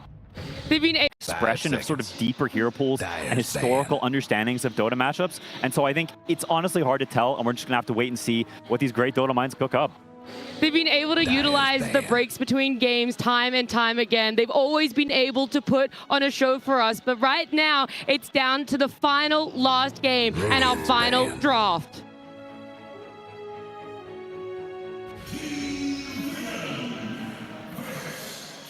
Ten seconds to go. 5 seconds. The feeling in Shanghai right now, it will never top this. Everyone's seated, excited and elated for Game 5 in our grand finals to see exactly what these two teams are going to build for themselves in either a draft and an execution that will result in lifting the Aegis, or one that walks away with disappointment. And looking at this one, Spirit, we've already talked about, has first pick, and the bans for themselves, it's a run back of Bounty Hunters and Nature's Prophet at the moment. With this time around, it is Vision going for the Tree and the Shadow Fiend band. Yeah, it's a little different this time because Team Spirit had first pick in Game 4 and they banned their own Shadow Fiend. This time around, Vision are the ones that banned the SF, so it makes it that they can choose their pick of the litter here between the Earth Spirit, between the Lone Druid, and the Dark Blue Willow, I believe. Yeah, this is, they're using reserve time on it. They're going to ban the Doom. I really like this. I think now the key thing for Spirit is you want to pick something that doesn't open you up to Keeper of the Light. Either, I don't think they'll take it themselves. It's not super good for Spirit, but you want something that is solid, is fortified, that doesn't have an immediate, easy response, because I think that is most likely what Vision is looking at on the second pick. Yeah, I mean, I think I would even extend it further to say, like, you probably want to pick something that dissuades Keeper of the Light. Yeah. Because I don't think they play it themselves. I don't think I've seen me play it. I don't think so. So I think Vision right now, they're probably thinking, okay, we got our Coddle if we get the chance. Yeah, but also Earth Spirit, right? I mean, 5 seconds. No one is undefeated with Earth Spirit this TI. Like, teams have let it through a couple of times and it doesn't work out. Like, are Spirit really trying to call an Earth Spirit bluff here at a Game 5? I don't think it's calling it bluff so much as they found success when 9 class hasn't had his hero, right? And I think that is why even potentially they might pick the Coddle over it. Oh, they ban it themselves. Okay, interesting. So then I wonder what it's going to be that prevents Coddle in some way, or that maybe that just doesn't care about Coddle. Maybe doesn't prevent it, but is fine playing against it. Because to me, that is crucial. Nothing is coming to me is super apparent. It's been a big hero in this series that prevents Coddle or is really good against Coddle. So this is honestly one of the best heroes you can play against Coddle. Yeah, it is. An old school counter to Coddle because you beat him in lane, you hit so much harder than he does. You're fast, so you can match him when he wants to stack camps, you can sleep him, you can kind of stop Coddle from being Coddle in the early portions of the game. Another drawback to Coddle is that he doesn't have a stun. 9 Class has been buying Hex, but it takes about 30 minutes or so before that comes out. So you get a free Fiend's Grip for the majority of the game. It also dissuades from Ember Spirit and a lot of no one's other hero pools, Pango as well. Bane solves for this. This is why this hero has just been so up there and ban priority for a lot of teams. You literally read my mind because I was going to ask, how does this answer a potential just bringing out an Ember Spirit and landing a Slark? And we don't even look towards that. It's straight up an Invoker. I think this plays in directly what y'all are saying about the Pango and the Spirits, right? Those heroes that just run into Bane, they're typically not that good. You want something that's further range that can cancel the grip right off the bat, right? Grip has been answered now for the majority of the early game until this. And so I think it's a very cool pick. It's a clutch pick that just says, hey, this is good against Bane. You picked a hero, we're picking a hero that's good against that. I think that really worked for Vision in the last game. And while it's a different hero, I think not jamming the Coddle into a situation it would be bad in is very smart. But now this Invoker is out mid. This can be punished. Like, Laurel does play Pango, and Pango versus Invoker mid is one of the rougher matchups for Invoker. It just tempos very hard, and by having Bane on Team Spirit, they can secure it for themselves with no fear. I absolutely agree that the Invo is great against Bane, but I fear for how the rest of the draft builds, and that's where your point about the Pango comes in. I feel like building around this Bane has a lot less vulnerabilities. The Invoker is a lot more exposed, and there's a lot more potential angles for Spirit to try to exploit here. And heroes like Pangolier, other heroes that might cause issues for Invoker, because he's quite a defining hero from the mid lane. He's not one of those heroes that moves around and makes a lot of moves. You know what kind of heroes he needs. He needs some sort of stuns. He needs Sunstrike setups. The Quas Vex angle for the hero doesn't exist right now, so he's very one-dimensional. He gets run out very easily as well. So for example, if something like a Bane plus Morana come out from Team Spirit, Invoker can't defend himself very well against it. Yeah, you can see Spirit also, they don't care about the Coddle. It may have owned last game, but this is different circumstances. They banned the Dark Willow instead, saying, you want your Coddle again? Brother, take it. We've got answers this game. Yeah, it's just high-level drafting going on right now, right? So Vision, they need to try to secure up this Invoker's game. They need to try to build around him, make sure that he can actually be that Bane counter as the game progresses and actually scale into the game and not just be countered into oblivion by the time the 5th pick comes out from Team Spirit. Yeah, a big way you do that is getting strong lanes and getting some melee hero or some tanky hero that can sort of play in front and give Invoker space, because there's aggression coming towards mid. As soon as you pick Invoker, there's a big spotlight on that mid lane. They want to pressure you, they want to run you over because you're vulnerable early. And so for Vision, having something that protects that area, that can fend off the Bane, whether they be Vision or clutch plays or something to take off the Nightmare, anything really. There's a lot of potential answers, but you want to fortify this guy. I completely agree. Yo, shout out, happy birthday to everyone born today. Guy in the arena celebrating his birthday, celebrating a Game 5 between Spirit and Vision. I don't know if you could be any more blessed, truly. It's a great birthday. And this is a great hero versus Bane. It does all of those things, and it's a very classic response. 10 seconds to go. Yeah, this hero's really good against Bane. It's also a 9-class hero. I will say he doesn't really play it that often, but I think he plays it extremely well. He's one of those people that when you give him something like this that has like some sort of clutch play, some sort of like can do some weird stuff, he usually finds the impact. I know he's a big fan of buying the shard and also lifting his allies out of danger. And here's the Pango, Mira. Yeah, I mean, it's a great lane against Invoker. It has a free BKB. Like, I feel like free BKB in Dota is so conceptually broken. That's why we've seen Lifestealer this series as well. I do want to comment, though, now that this Ruvik is out, a hero that kind of got forgotten about last game was the Underlord that popped off in Game 2. 5 seconds. Like, are Spirit in a position where they have to pick it here, or they just give it to Vision? Because Underlord would fit so many builds to set up for this Invoker Cataclysm later on. It's so scary to pick into Rubik. Because this Firestorm gets amped up, it deals so much damage, it cuts through you so quickly. You go from being this tanky blob to just being butter. Yeah. You just have to deal with it then. You have to give them the Underlord. that is, I'm not going to lie, it's a very scary prospect. I think it gives you incredible scaling. It gives you real ease of execution where you can sit back and farm, and if Spirit doesn't run at you, that eventually this Bane, this Pangolin, these are heroes that need to commit to fights in some way. And I think Spirit with the Mirana, it's exactly what you mentioned, Mira, but it's very focused on aggression. And if there's an Underlord coming, these are heroes that don't like being held down. They don't deal well with roots. They play well off mobility. And there is a potential serious scaling problem. It's just how heroes can become problems, but then another problem is posed with the Doom in that last game, and then Doom shifts up in priority, and the Underlord that was banned was forgotten about, and it's just so much has been happening this TI Grand Finals. It's wild to keep up with.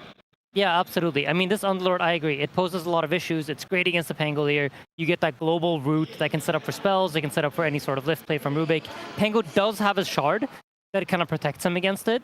And Underlord is yet another hero that does not have a stun to cancel the Fiend's Grip. So if they go for that, that's something that you have to keep in mind. Yeah. Yatoro will also have the pick to counter that, so we'll be able to immediately respond, and they're not going to go for it. Axe into Bane is a little surprising to me. It's something you would typically consider as a pretty good response to Axe, because when he calls a guy, you just sleep him and have a save. So I don't know what you think, but I'm a bit surprised. I am as well. I feel like the Underlord looked a lot more difficult to address within the draft, but it seems like Vision wanted to build around their Invoker. While Underlord would have solved a lot of issues in the game, they looked at it as, we have an Invoker in our first phase. Do we have enough setup for it? Let's just go for Axe, the greatest setup for Invoker in all of Dota. Yeah, it's also a little bit more of a pressure laner. Next to Void. Yeah, I mean, it pressures a bit more on lane, right? Underlord kind of likes to draw out lanes. He doesn't really play so aggressively. He tends to firestorm out the lanes, and that would open up a lot of doors for Yatoro to just kind of pick anything he wants. With Axe, you have to be quite mindful of picking ranged carries. They tend to kill themselves quite easily on blade mails, so a lot of those heroes are now scary for Yatoro to pick. Axe is not the... I mean, there's the Lifestealer, which is... I think it's a pretty good, decent game for it, but it's not something Yatoro particularly likes. It's not in his wheelhouse. I think Satanic is much more comfortable and appreciates the hero a lot more. Classic Yatoro heroes, when I see Invoker, I think something like the Faceless Void. But I don't know. I mean, I would love to see, but I don't know if it's good enough. Okay. I think I would prefer the Lifestealer, just because of free BKB. We talked about it with Tango. You've got another free BKB. You counter Invoker. Again, Vision are saying with this Axe pick that Invoker is the centerpiece of their draft, and they want to build around it, and Spirit choose to conceptually counter that with a hero that is naturally so good against Invoker. Yeah, I think right now, looking at Vision's tools, like they can stun the Lifestealer with the Axe, but what next? There needs to be some big physical damage coming out here from Satanic. It is absolutely what he's capable of, but they need to find a way to kill this Lifestealer. This hero has won, I believe, every single game that we've seen him in this Grand Final, and I think he's been quite a big problem in all the games that we've seen in this Grand Final, too. Yeah, and these are very important bans. Spirit needs to think about what gives them the scaling. They think Void does. I think that's a great ban. It would have been terrifying to play against as the scale comes out, because I think you don't want to be on a big timer. I don't think Spirit is on one right now, but things are subject to change in these last two picks, and with Grand Finals, with everything on the line, you don't want to have that clock ticking in your ear saying, go, go, go, go, go. You want to be able to chill and play the game at your pace. I mean, we saw a perfect example of just that in Game 3, right? Like, the last pick of the draft, we think Spirit has to play for pressure. TB comes out, it completely flips the script. And these heroes obviously exist, right? So I love that the Void gets banned out. This hero, you know, you could say, oh, you can just run it over. It's slow. They have way too many slow heroes. But it's Grand Finals of TI. Yeah. It's a completely different beast. You don't want to be in a position where you guaranteed lose if the game reaches a certain point of time. Yeah, it's just too scary. It's too scary. It's too risky. And it forces too heavy a burden of execution. I genuinely think both teams are gunning so hard for, we just need to be able to scale. We need things that are just good game matchups, because it's just too stressful to play a game like this in a Game 5 where you have to run them over. And there's a TB. It's the other beast that eventually just starts dealing infinite physical damage. Both banned out. It's also one of Satanic's absolute favorite heroes, and I think if Satanic could choose to play his favorite hero in his last game of TI, that probably would have been TB. 5 seconds. Yeah, another hero I think of when I think of Satanic classic heroes is the Morphling. Not a great hero traditionally, but it does have a good matchup against Lifestealer. That's a good point, yeah.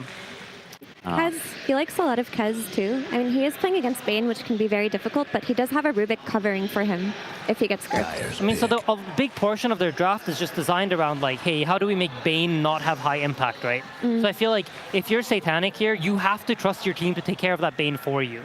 Because that's what you've covered. You got Rubik, you got Invoker, you pick Hoodwink, you have a lot of stuns. Hopefully the Bane is not a factor in whatever he decides to pick here, because his team will cover it. 10 seconds to go. A split on the last phase bans. They're taking a Centaur and a Puck out of the pool from the side of Vision, not really knowing if this Pango is still 100% in that mid lane for Lal, despite the success he's had so far at TI on it, or if they're willing to shift it to Collapse, if a better mid laner were to present itself.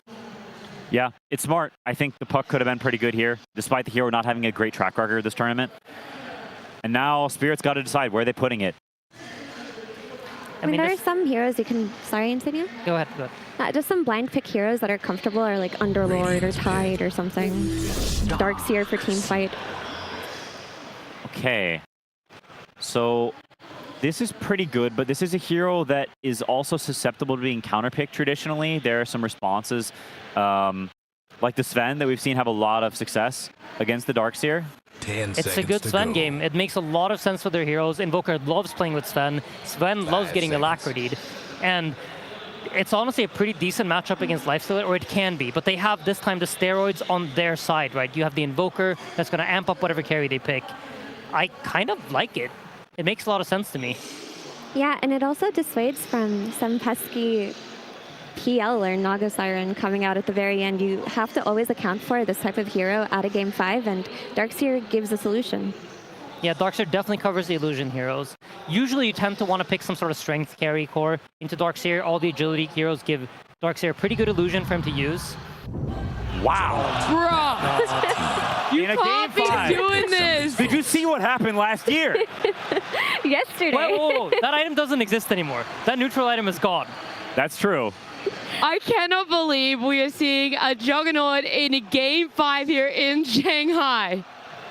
This is a crazy pick from Vision and from Satanic. Look, it's a good lane against Darkseer. You out-heal with your healing ward, all of the pressure. Every time we say, I can understand what Juggernaut does here, the hero tends to have a bad history in elimination games at TI. But Mira, you did say one of the most broken concepts in Dota is having a free BKB. And all the free BKB heroes are in this grand final, game 5 of TI 15. I don't know. I mean, you're playing against Bane. I think there's a lot on Ruvik's shoulders to cover against this Bane and make it so that Satanic can play the game. Juggernaut as a hero has very good scaling. They're going to have the Alacrity plus Omni Slash combo versus the Lifestealer. You know, it does suck to get Omni Slash, but the scaling is there absolutely for Team Spirit too. I don't know. Yesterday we saw it with Boom Boys. I was like, I'm with it. It's a weird hero, but it's an elimination game, Quinn. It's not just elimination. It's where your hopes and dreams are shattered or made. It's literally the culmination. It's the end of the entire tournament. It's game 5, the most exciting place you could ever be for the tournament. You pick Juggernaut, but hey, you got to stick to some kind of guns. I don't know if I can put full faith in a Juggernaut, but I can put full faith in the entertainment that we will get to see. We talked about it in saying, do you really want to be putting yourself on a timer, whether that's to finish early or stall the game out late? And I feel like there is that potential issue for Vision for this game 5. I mean, I honestly think, I don't know which team scales better. How am I supposed to decide? When was the last time we saw a Juggernaut in like full glory? I don't know. I honestly don't know what this hero's timings are. I've only ever seen it lose lately. I don't know. I don't know, Nat. Satanic players before you have attempted this. They've tried this. They've fallen on their faces. Will you be the one to break the Juggernaut curse at TI? Will you show us what this hero is made of? Oh my goodness, dude. Oh my goodness. You can feel it. The energy in the air going into this match. I'm just excited to watch. It's literally the peak of the game. I want you guys, before we do get to something special, tell me, Vision or Spirit, who will be the team standing out there lifting that Aegis with now both drafts playing out? Spirit. Spirit? I think so too, but you know, Spirit, but faith in Jug? No, I never have faith in Jug, but I have faith in Satanic and his playstyle. Insanio? Honestly, it's as close to a 50-50 as I could say, but I go Spirit. 观众朋友们，大家好，欢迎来到赛前采访。Snarks, take it over.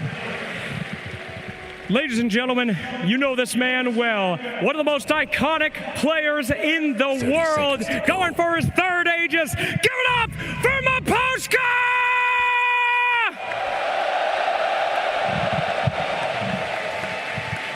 Today you face Puppy, my friend. Any words to say to the coach? I'm not going to say something, but definitely you see him. That's a big boy. Of course. So I just wish good luck. I think in both teams got their comfort routes. So the game will show like who is the really best team right now. No more. Absolutely. 很显然，我不能对 Papi 说一些狠话。你们也看到他的体格了，但是我想今天两支队伍都拿到了他们想要的阵容。我们现在就看看谁才是最后的赢家。From the International 1 till now, there is no one more associated with TI than this man. Give it up for Puppy!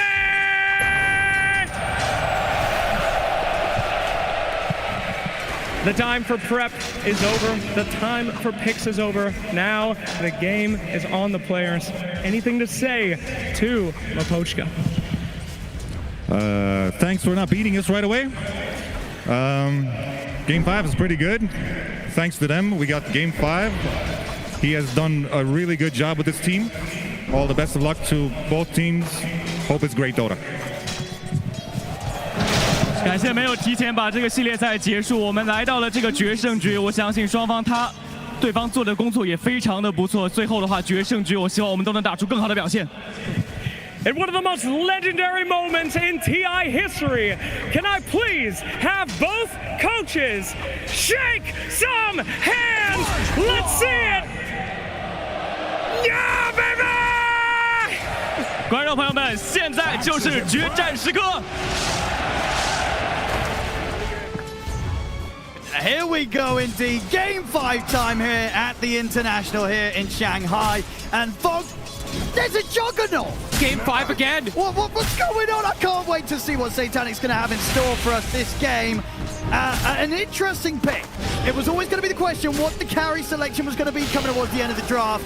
But Satanic making the call to bring in the Juggernaut. Top lane, already had the first blood go down here in favor of Team Vision, 9 class. Looks like he's going to live in Yatoro. He might be in trouble getting chased down here with the battle hunger upon him. Noticed. He's likely gonna have him. He will. What a play. All right, couple of kills already to start this game off for Vision. But Fog, talk to me. Bringing the Juggernaut out here, especially in front of this crowd, they're going to have some painful memories about this Jug. They sure will. But this is, you look at the draft, you can kind of see the idea, the concept behind it, right? They're looking for this immunity, this hero that has that built-in BKB like the panel was talking about, and playing versus Tango in general, right? You Rolling Thunder in, you can just get Omni Slashed. It's a theory that teams have wanted to try versus this Tango multiple different times. On paper, we'll have to see what Satanic can do for it. It's incredible that I cannot believe we get a Jug in Game 5 in back-to-back finals. That's absolutely at TI, that is absolutely amazing. And as I say, it's just going to be a pleasure to see what Satanic can do with it. It's just such a different style of carry to anything else we're seeing, right? Who else are you picking to farm a Battle Fury in 2026, Fog? Nobody. Literally nobody. We're not seeing any Battle Furies building big stuff because the timing of it can be pretty difficult, but the lane, he saw his lane matchup. It isn't a double melee type of Darkseer Ion Shell pressure lane, and even if it was, Jug is pretty good versus that with the healing ward. You have ways to negate it with the spin. This is super interesting, Owen. And the matchup, the Jug versus the Lifestealer, see how that one ends up going as well, too, because times have changed. For a while, in the old school days, just like, oh, you Omni Slash the Lifestealer. Yeah, that's great, right? That isn't really the case anymore. He has ways to play around it with his Infest, jumping in and out, even being tanky enough to stand through. We'll have to see how these lanes do go, because right now, Yatoro is feeling this pressure in this lane. This top lane, 9 class and Notice, they're doing a fantastic job. Collapse also, he is feeling the pressure on the opposing side too, so the lanes at the moment looking very good for the side of Vision. Might be able to chase him down in Collapse.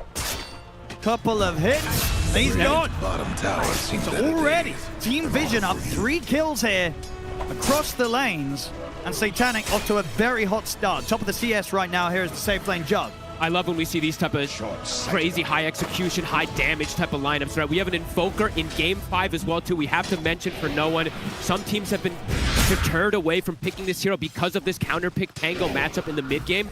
But no one, at least in the laning phase, he's holding his own very nicely here. 19-9 to the 22-9. In the mid game, it starts to be a bit problematic because you just get rolled on and it can be hard to just survive, but they do have ways to protect him. I think that's with 9 class. When he gets the shard, can go for this potential save. So we're absolutely in for a treat, Owen.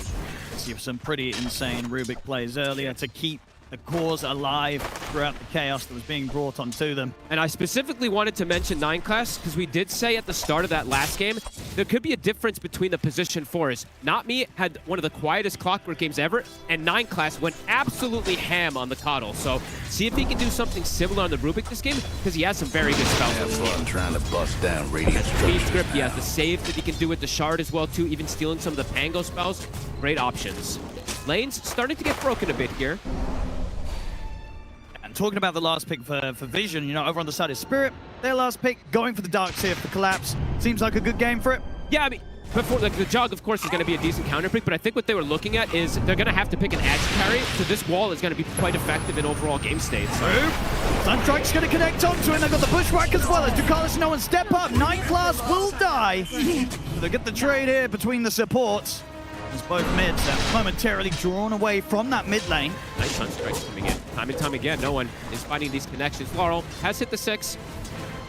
She was going to get this power rune. Are they going to be ready for it? I mean, both supports probably going to TP to the mid lane to ensure that they do this 3v3 instant TP from the both of them. They know how important this rune timing can be. Through. Sleep. The setup. They don't really have the angle though for not to connect the arrow here, so be fine. Bushwhack can return. It's going to allow Ducalis to step up, take that Invis rune away. Tries for a random Sunstrike there. A nice try. Big synergy there coming between the Rubik and the Hoodwink, using their stuns at the same exact timing there. They are keeping Lal low. Lal's going to have to be cautious. And a little bit. And the nice thing for this Invoker... Bottom. Ducalis is able to wrap across back towards the bottom lane. Get the Bushwhack connection. It's the Acorn shot. They kill off Collapse whilst he's left alone. Oh, Ducalis is having a beautiful entry into this game as well, too. There's multiple different catches. He gets the first blood at the start. He's continuing to shut down Collapse. So the nice thing about the Invoker this game, even though he's into the Pango, in the laning phase, he can always block his arrows. Right? He's always going to have Destroy Spirit to be able to go for runes or arrows. 9 class. But they'll find him here for the rotation. Won't be able to dodge that swashbuckle coming in at the end there from Lal. Starting to get some kills themselves, Spirit, but without a doubt, you know, this bottom lane, Satanic could not be happier. Having a beautiful start to the lane. He's going to feel very safe now with the Ring of Health online. And now that he's got the level 6, that extra sort of chance to threaten a kill, it becomes a little more complicated if Collapse wants to come down here and farm. Level 6, done. Healing Ward down, back up to full. He's chilling. This is going to be a good timing for the battlefield. It is. A very good timing. And he isn't playing into a Blade Mail counter, right? A lot of times when I've seen these Jugs, he ends up playing into a Blade Mail or something that just devastates him in most situations. He has to watch out for the Fiend Script in particular, but that's the biggest threat this game for him. Yeah, I think that and overall the most annoying thing for the Jug is just Spirit's ability to tank up right. If it's Lifestealer, this Darkseer gets to a point where the Omni Slashes and just not going to be doing much at all. It's going to feel kind of awkward because, again, we have to sort of go back to the fact there is a reason, right, why we just don't see a lot of Jugs. Yeah, but Titanic does lot, so we'll have to see what he can do with it. A Spirit with an aggressive move here, knowing the stacks are coming out here from 9 class because they have this axe. Laro's going to take away probably the entirety of it here with the next swash. Almost gets all of it, so Noticed won't be able to get that grab, but Noticed. 8-minute power rune, not me. Tries to step over. Will be able to leap up to the high ground. Has to be careful there. The 3 of them were ready to look towards him. Rune sleeps a Forge Spirit to prevent it from getting the kill onto the rune there, so Laurel will have a regen for the next move. Yatoro was feeling some pressure at the start of the laning phase. Now that's been broken, but he will have a differential between him and the Jug. And I'm curious to see which one farms faster, a Lifestealer Radiance or a Jug with the Battle Fury. I feel like it might be the Jug. Might be the Jug. With how quick he's going to get this Battle Fury Satanic, I think he might just be able to get ahead of Yatoro and stay ahead of him. We'll see. Which has been very important in this series. It's been the competition between these two carries of who thinks they can outscale the other. We'll see who's one's right in this one. Is it the Lifestealer? Is it the Jug? I have to truly see. So the Darkseer, we've seen a lot in this tournament. Not in this finals, of course, but the power of this hero is pretty strong when you get into the team fights in particular. A lot of these games have been revolved around these team fight successes. So see what happens when Collapse gets in with these Ion Shells on the Pango, when he gets his Dominator and some of these auras. If he goes away. And talking about the off-lane selection, were you surprised about going for the Axe here for Notice? Because you see what they're Gonna get the setup into the call, into the Sunstrike and the dunk. Talking about notice, he's able to take Yatoro down. But yeah, this axe pick, going for it instead of the Underlord, which the panel felt might have also been a good pick in this situation. They want the BKB piercing disable. Okay. Number one, right? I think that's where we're starting to see you need to have at least one, maybe even two in multiple of these lineups, because if you don't, they end up having this opportunity to just rage TP out, spin TP out, etc., or BKB TP out, depending on which hero it is. So I like this pick quite a lot here, and notice he has been amazing for this team. When he gets off to a good start for Vision, he puts a lot of pressure on the map. So right away, 2 kills already in that lane. That's really solid. Telekinesis into the cold snap. He's taking heavy damage here. Deafening Blast comes in. He's gone. He supports Bukalis again. And they're ready every single time around this mid. It's such a dangerous area at the map. Vision, they always bring the numbers. They'll get the Nightmare set up into the arrow in return here. Spirit trying to take down Bukalis, and they will get him. But they still have to be careful. Because notice he's swung round over to the mid as well. And they can't push for anything more here, Spirit. I love how we see both teams just the speed that they're looking to play at. Both can play super fast. Both can play these slow paces. I like even notice just swinging over. Sure, he doesn't do anything, but just getting the potential to get involved with his team. And these two carries, who plays better in a fast-paced situation? The Jug or the Lifestealer? Just on paper, I would say the Lifestealer, but who knows nowadays? Let's see what Satanic can do with this type of start, because this Battle Fury is going to come out pretty much now. It's pretty much done. So a 10-minute or so Battle Fury here from Satanic on top of the treads. And they've slowed down Yatoro now twice. So that Battle Fury, he is absolutely going to have that faster farm pace in comparison than Yatoro. And do have to look at the buff-ups, right? Yes, Lifestealer, he's going to have the Lucky Shot procs that are going to give him this armor. He's going to have the Ion Shell, but this Jug is going to have Alacrity in a lot of these fights. And Alacrity with Omni Slash is pretty terrifying if he does get a connection. Good opener here right now for Vision. 1K lead for them. Paulus also potentially finding the creep too. Extra money for him, so kills the Dominator creep of the Darkseer off plus 100 for the Hoodwink. And yeah, look at that pace of timing. Level 9 as well. He's going to farm so quickly. And they've got stacks already prepped for him, if I'm not mistaken. At least a couple of them all over the place. Build-wise, Carl. They're going to catch him again in the mid-combo. He's got to be more careful a couple of times now. But between 9 class and no one, they're just able to 100-0 to him. It's a scary part of the map for the Pango right now. Lyle, he's getting hurt pretty bad. These supports from Vision, they're breaking him quite a bit here. Usually we've seen Spirit be the ones to make that move around Laurel to get him back in, but these first 12 minutes, they're making the moves to enable no one. Net worth, he's now surpassed that Pango, and he's got the speeder hammer, so he's going to be able to whittle this forward nicely. Again, Nomi looks towards the room, but a massive burst comes through there. The Sunstrike and the Sharpshooter at the same time takes Nomi out and ensures that Vision going to be able to secure that amplified damage room pickup here for no one. Spirit, they'll bring Lyle and Collapse back over to at least take down DeCarlos in return, but again, here and there, Spirit are getting supports. Overall, Vision coming out consistently in these trades. Outplays coming out from supports right now on the side of Vision in comparison to Spirit. See how they want to look to get together now. Rude does have Fiend's Grip available. See if they do want to look to punish the Jug, but Satanic already in a safe position. They want to get a tower. They want to have easier access into this jungle at this point. Notice is going to have a blink pretty soon, though, so they definitely need to accelerate the fact that they go for this, because notice, with a blink this game, he can go for solo kills without Blade Mail because he's got Sunstrike. He can blink Blade, he can blink Call, and then the Sunstrike follow-up might just be enough in a lot of situations. And now no one. Meteor Hammer finished. He's actually finishes off the whole tower with it too, and he's smoking. He's getting involved. I mean, Rune Law were on the hunt, but Vision, they're ready to turn and hunt them in return. Tornado into the Sunstrike, down on towards the Bane. He'll try to grip, but Nightclaw's able to wrap around, finish him off here with the help of DeCarlos, and indeed get that steal. Lyle, he's going to jump back in aggressive with the shield crash, bringing no one down over the Swashbuckler. The vacuum's there under the two of them. They'll get the 2 kills. He's going to try and stab his grab with the Fiend's Grip Nightclaw, but he will not succeed. Collapse getting the triple kill. Satanic, he chase Collapse down. Collapse is sort of teasing around with Satanic. The Ion Shells can start to build up. Satanic. The Omni Slash already used. Satanic doesn't really have anything left in the tank to threaten Collapse, but what a turn up there for Collapse. Gets involved in the action, picks up a triple kill.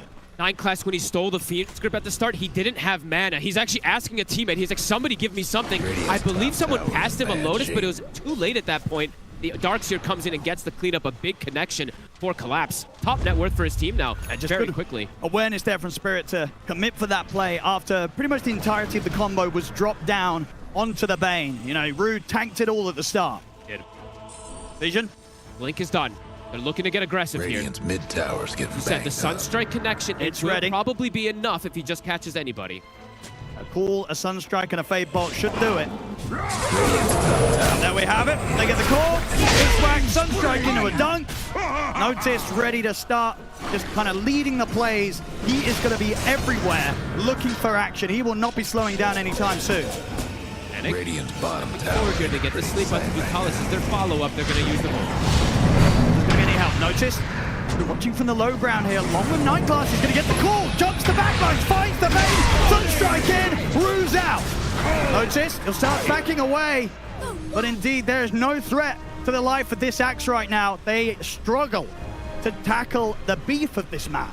Vision's early game, pretty beautiful so far here. The Axe, as we said, noticed when he gets these type of games, he ends up running the show pretty effectively. 4-0 now for him. He's got the connection to look for all these kills. They've got Ion Shell. I mean, that's such a lovely steal, right? When you're playing this aggressive with the Axe, if you keep the shell onto him, I mean, already he was getting kills in these calls. Now with a stolen Iron Shell being applied to him, he's pretty much guaranteed to get kills very quickly after the initial jump. Spirit reading this move, bringing the numbers, collapse in the area, level 12. Yeah, Notice is playing careful. Very much senses that sort of presence of the Pango is a little bit of a bait. They've got a ward on the side there. I believe they saw the Darkseer running in for a second, so they'll be able to back away. But still putting the pressure on. They're going to scout the stacks as well. They can steal these very quickly here just with Ion Shell. On the flip side, see the aggression coming up from Spirit. They're looking for no one. Able to distance himself. Sneaky arrow. That's a very, very nice arrow there from Not Me, and one that no one was not prepared for at all. Was maybe looking elsewhere for Sunstrike. Absolutely. And he did the animation cancel too. There's ways that you can do it as these Marauders. If you leap and you throw it instantly in these type of ways, you can actually get that canceled animation. What a play. Radiant's mid tower could use a hand. Dire's bottom tower's getting the business. Radiance is done, and Yatoro now has access into these Ancients as well too, so catching back up here towards that Jug, so 1,400 behind. Not Me attempting to get some info here under the cover of the Moonlight Shadow. Don't see him. Toro getting involved, wrapping behind. Ready to look towards Notice, but Notice is already away. 9 Glass, he'll be left for dead here. Stolen roll. Spirit. They're accelerating. Starting to match. Should be able to take away this tier 1 here with Yatoro swinging over to the mid. Oh, that is interesting. 16 minutes in, a gem has been purchased up for Ducalis. That's one of the early ones you've seen throughout the entirety of this TI? I think so. I see a lot purchased pre-20 minutes now, but it's 16. Very early, so they're really looking to control this triangle area. They're feeling like Spirit does have a lot of vision on the map, and they're not wrong. And they're ready to go for action. As I said, I think we're going to pretty much see this just back-to-back from Notice. Oh, yeah. Just every single opportunity, running at Spirit, trying to set up these plays. They want to play it fast here, Vision. Notice. Catch, though. Got his eyes on Rue. Will make the jump. Sunstrike's in. Yatoro thinks about trying to help with a potential infest, but can't quite get close enough in time. Has to save himself. We're getting given such a good game 5 here. Back and forth kills. The lead was going for Vision. Oh, that's an easy Omni-Slash there. Lead won't save you. Not Me's gone. A freebie handed to Satanic as he is continuing to have a beautiful time on this bottom side of the map. 2-0-2. Flawless farm. He really could not ask for more. And this is going to be the real test, right, for the Juggernaut. We don't see it a lot, but he's having this good of a start. Surely this has got to bode well for him. Surely. There is going to be tankiness that has to deal with, right? The Darkseer, the wall can be annoying because it can eat a lot of these Omni-Slash hits as well. I mean, I think that's why he's going for the aggression, right? We're seeing with the build, Battle Fury, Manta, and then straight for the MKB. Wants to ensure that when he does come in with the Omni-Slash, he's killing these units, killing these heroes. And the blink right afterwards, right? So you can keep the stacks the way that the blade form works, right? You blink, you keep blade form with the Omni-Slash before using it. Very powerful, very potent. Just has to be careful. Can get unlucky with the bounces since there is a Dominator. There's going to be wall illusions. They're looking to try to punish here. So Spirit trying to get aggressive here. They've got the blink on Laurel. They've got Fiend Script at the ready. If they find Ducalis, that would be a massive pickup because he has get that gem. He's going to show first. Then gets a bit of a setup onto Collapse. Laurel. And then with the Rolling Thunder, 9 Class. Going to try and juke everything that they're throwing at him. Just leave him. I think Ducalis is like, there's no way I'm joining you, man. I've got the gem. Absolutely not, especially when there's 4 heroes showing up for that play from Spirit. And Ducalis even being extra careful. I mean, he passed the gem over to the Courier. Okay, Collapse is going to continue to chase. So indeed, Ducalis, whilst he might die, He's able to make sure that that gem does not switch hands into Spirits. I mean, big brain. Look, it's on the south side, all the way off the map. He's taking that gem all the way back to the base. So very smart from Ducalis to not lose it. That would have been devastating if he did get caught with it. Spirit still making this move, will manage to take the tier 1 tower away, so at least making progress in limiting the areas of the map. The Jug's going to be able to farm. Gets a call. Going to be another pickup here that Satanic is able to get involved in. So sure, they lose the tower, but Satanic's game just continues to flourish. And this is an interesting pivot because we don't see this as accelerated in most games. No one's going for the BKB himself. Since he's playing into that Pango, since he's playing to a lot of this magic damage and team fight, he wants to be able to actually have his body in the fights at times. Can still be dangerous for the Invoker at times, but this is a cool approach because you do need BKBs, as we're seeing team fight is everything in this grand finals. And I like the change up we're potentially going to see from Yatoro as well, right? He is queuing up the S and Y. Something we don't always see the carries pick up, but in this game, for his Axe, you need the beefiness, as you say. Against the call, against potential Omni Slashes as well, Yatoro needs to be as tanky as possible to survive through those sort of offensive plays. Old school item build that we used to see a lot versus this Axe when you see these matchups. In terms of that farm speed, though, as predicted, it is going to be tough for Yatoro to keep up with this Juggernaut, especially just due to the fact that Satanic is getting involved in action. You know, 2-0-3, thanks to sort of what's been brought down to this bottom lane. And at this point, I mean, for Spirit, how do you look at identifying and dealing with this Juggernaut? What's the move you are going to look to make? Or at this point, can you not really? Do you have to look elsewhere to try and get that lead back in your favor? Oh, you still can. You Fiend's Grip, right? Sure, it's on cooldown right now, but that's going to be the big one. So it's eyes on 9 class to get the saves. 9 class, so this is cool. I was wondering which one he's going to go for, if it's going to be the Blink or the Shard. So the Blink allows him to close the gap versus the Bane and stop the Fiend's Grip. Get these the Shard would allow him to lift and move someone out of position, but the Grip will continue. So he goes for the Blink instead for the most aggressive type of play. And it's not only the Fiend's Grip, right? If he gets Rolling Thunder, there is other spells that he can go for. Pretty excellent steals for him. Yeah. I actually grabs this game. I really like the fact that he went for the Blink this game. If he gets Rolling Thunder too, just insane amount of control, and it's really just about that positioning to stop the Fiend's Grip. So Spirit looking to get aggressive again. They do want to slow down Satanic's progression here. Yeah, huge kill if they can find him, but Satanic in a pretty safe location, very close to the MKB, and that's when the move becomes quite scary, right? If you don't get the grab, you don't kill him. If he gets an Omni Slash off, 20 or so minutes in with an MKB on top of the Manta Battle Fury, that Omni Slash is gonna hurt. It's gonna kill most of the targets. Maybe not Yatoro, because he is this tanky at the moment, but the rest of them perhaps it will be.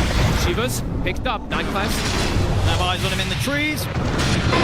Not a bad grab at all. Taking 9 class out of the action means that there's less likely of sort of these next 30 seconds where Vision's gonna be running at Spirit.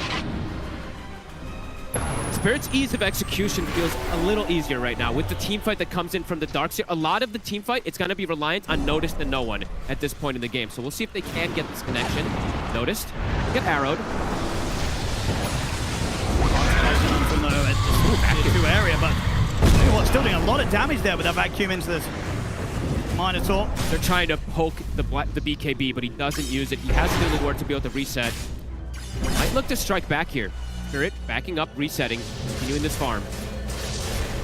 This is exactly what you want for a grand finals, though. Neck and neck. And, I mean, does Satanic want to get involved in this play? He does have level 18. It's a big Omni Slash. I would imagine so. If they can get the jump themselves, Vision, and allow Satanic to just step up, get that ult off, as long as he doesn't get too unlucky with the bounces, there's potential for him to do a lot of damage at the moment. So it looks like, I mean, maybe they do this type of play where they put Satanic in a risky position and be like, oh yeah, go for him here. And then that's where 9 class can go for the Blink, cancel of the Fiend's Grip, get the potential steal, and turn it around. Because if he gets Fiend's Grip too, right, versus Yatoro, it's one of the best spells of control that he can get. Would be pretty massive if he can't get that one here. Horde Spirits pushing out one lane, Dominator pushing out another. Neither team gonna run into each other for these next few moments. Collapse buys the Shard, Blink for team fight, going back for the Lotus. More and more answers they are looking for to deal with that Omni Slash, of course. Arl is gonna go for the Aghanim's. Standard build from him.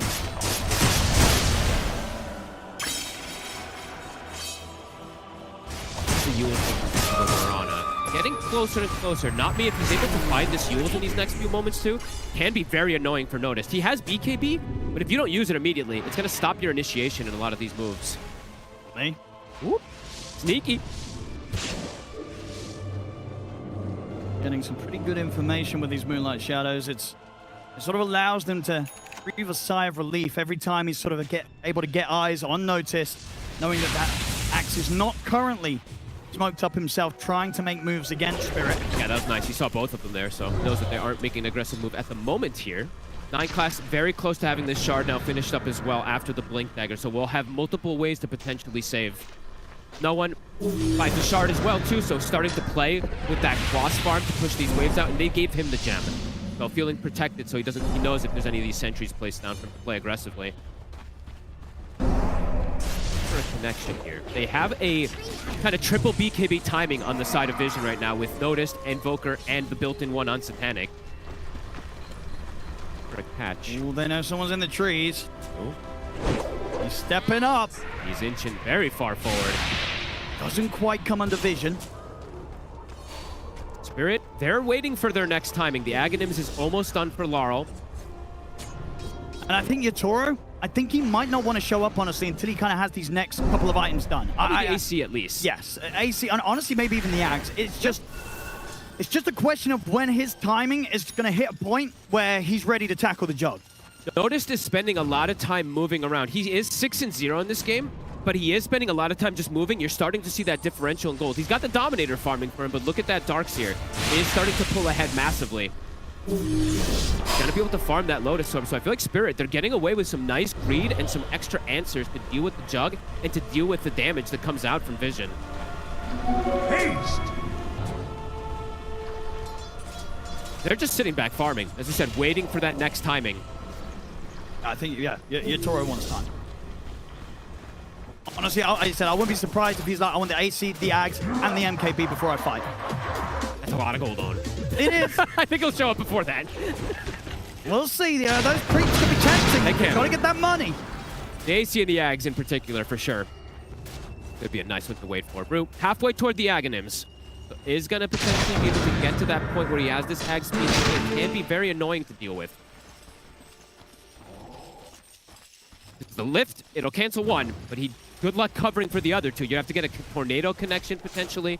Can be hard to deal with at times. I mean, it's just a question as well, right? We are in Game 5 here of the Grand Finals of the International. Both teams have been pretty good so far in this series at making constant aggressive plays. Now that we're here in the Game 5, do you think we are going to see both teams lean on the more sort of safer passive style? Like, are they really going to be able to keep this pressure up at this point of the tournament? I don't think so. Both teams have been playing super aggressive. They're keeping it up. I think we're going to see them keep it up. Here we go. And I wonder which team is thinking about, do we outscale? I think Spirit might be along that line that they think that they do outscale. I think they might feel that. Right, the Jug is just a bit of a limited hero, what he can do at times. And Omni Slash, at the end of the day, you are kind of trusting in the RNG. You are. They know where Satanic is, gets the blink away. I mean, it was such a huge catch, but indeed a step ahead, they will not manage to close the gap and find the grip. And Mix Farm continues to have that separation, a 3K lead over the Lifestealer. He's going to potentially be able to get this Butterfly before there's any realms of that MKB. Might have to slot it in before the Aghanims on the Lifestealer. Yeah, I'll be interested to see what he does. But he might have to. Yeah, because as you say, for the matchup, obviously you want it for the items, but at the same time, the Axe does so much in just being able to avoid what the Jug wants to do to you. Sure, you're not going to be able to necessarily cut through that Butterfly, but you're going to have a pretty high chance of surviving. And the fact also, have to point this out, he is going Butterfly, done some pretty good items for a Darkseer wall. That wall illusion is going to be pretty scary if they don't address it early on in the fights. No one. For Rue, he's got backup coming in. Do Spirit want to send anything overhead? Toro is looking to come across to the fight. Arrow. They get the arrow connection onto 9 class. Yatoro will be able to quickly take out the Rue. Being noticed, he did get the call onto Rue. 1-for-1. Casey done. For Yatoro. Satanic. Get chased down a bit by Collapse. Healing ward out. Collapse able to quickly punch and they get the connection. Thunder. It's a good bounce. Here's the Omni's head, but they bounce. The illusion. This is the struggle with the Omni Slash. Sometimes the bounces just don't hit right. Lars survives. And Collapse with the body blocks. He's trying to see if they can do something about no one. He has to go squawk away. And he's got a BKB to survive. Oh man, these moments. One of the reasons why Jug can sometimes be a bit of a risk, Fog. You press the ult, and the ult just don't hit the way you want it to hit. And they have multiple ways to do that as well, too. With the Dominator creep from Collapse with the wall, they have 2 different ways to disengage and break that 50 seconds. That's going to allow Yatoro to close that gap. And it is indeed, yeah. Straight over towards the Roche pit. Well, this tower could use a hand. It's going to get set up on it by not me. Off the mark there. Still no Collapse. Definitely chasing with Shiva's guard. We'll get him up on the cliff. He's going to be caught up there. We'll try and get the pushback onto the 2 of them. But he will not be getting down alive as Ducalis killed off on the cliff. Spirit getting a lot of momentum now at this point. Getting the Aegis as well, too, for Yatoro. And have to point some other things out, right? Besides the Jug Omni Slash, having this massive deficit, Lifestealer as a hero, as the game progresses further and further, you're getting killed, you're getting creep kills. His HP is going up massively. He has 400 bonus HP as well. As I say, especially with this build, the armlet, the SMY, the AC, Yatoro is tanking up perfectly. So honestly, even if you do get fortunate with the Omni Slash bounces, he might live. You're not guaranteed to kill him. Nope. This Lifestealer is going to survive. Gonna have more and more armor, more and more answers too with the Lotus, with the Shivas reducing some of this damage too. Feeling concerned here, Vision. Have to get some extra connections, have to look for something with Notice. He's been trying, as we said. He's 7-0 on this Axe, but it feels like it's been a quiet last 10 minutes of him finding some of these big core kills. Spirit just playing around it, just playing for the farm, playing to get Yatoro to this position. Through, we said, the Aghanims, it's very close for him as well, too, for that extra follow-up. One. Him and 9 class stepping up on this top lane. Those 2, I mean, they cannot set up onto Yatoro. To try and go for Yatoro, has to have this Axe around here for Notice. And even then, with as tanky as he is, they're very unlikely to kill him in a call. Especially twice. There's 3 minutes of Aegis on Yatoro. It's going to be interesting to see what Vision do about these moments. They need the Hex, it feels like. Invoker in particular, no one, he needs to get this finished up. They need that extra bit of control to just burst these targets down. Does have it finished. Oh, good. Setup here, no one. Leap off before the Hex. They're going to try and chase on for at the same time. Collapse. Running down to Carlos. He tries to bounce away with the sharpshooter, but he's caught beneath the cliff. They always get a catch at the same time, it feels like, on the side of Spirit. Basher now picked up for Laurel, too. Satanic, he wants to try and look for a fight. He's got this blink, has the butterfly. Omni Slash is back up. He's got to get a big connection, and they have to deal with Yatoro twice still. It's 3 minutes still on this Aegis, so it's not an easy option to go for. 9 class wants better steals here at this point. He has Surge. It's not a bad one, to be honest with you. To be able to close that gap or even distance away for some of his cores. Over to Yatoro in the mid. Standing strong as he pieces around the tier 2 tower. It does feel like the later and later it goes, this Lifestealer is going to be more and more problematic for the damage. I think so. It's really just the Jug who's going to be dealing that damage for him as the game does continue to progress.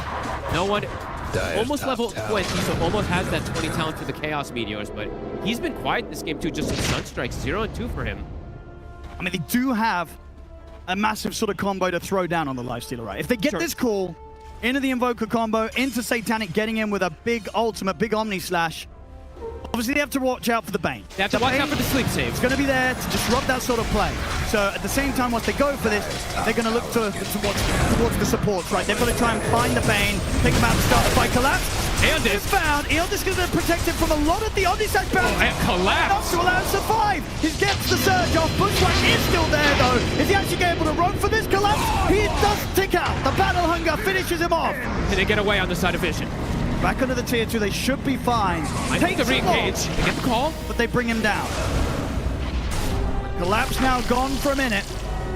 Oh, this itemization for Collapse is really clever, right? Just going for this air. He almost survives all of it there. Smoke up Vision, looking to take advantage of perhaps that Aegis timing out. It's still 70 seconds. I mean, they have to go. The fact that there is no darks here, they've got the numbers advantage. Sure, they don't have the ult, but even so, if they're able to get some sort of lockdown and Satanic's able to blink in, come in with the right clicks, he still does a lot of damage without relying on the Omni Slash alone. And they know there's no Rolling Thunder as well, too, so they feel like they have that team fight advantage at the moment, even without that Juggernaut's ult.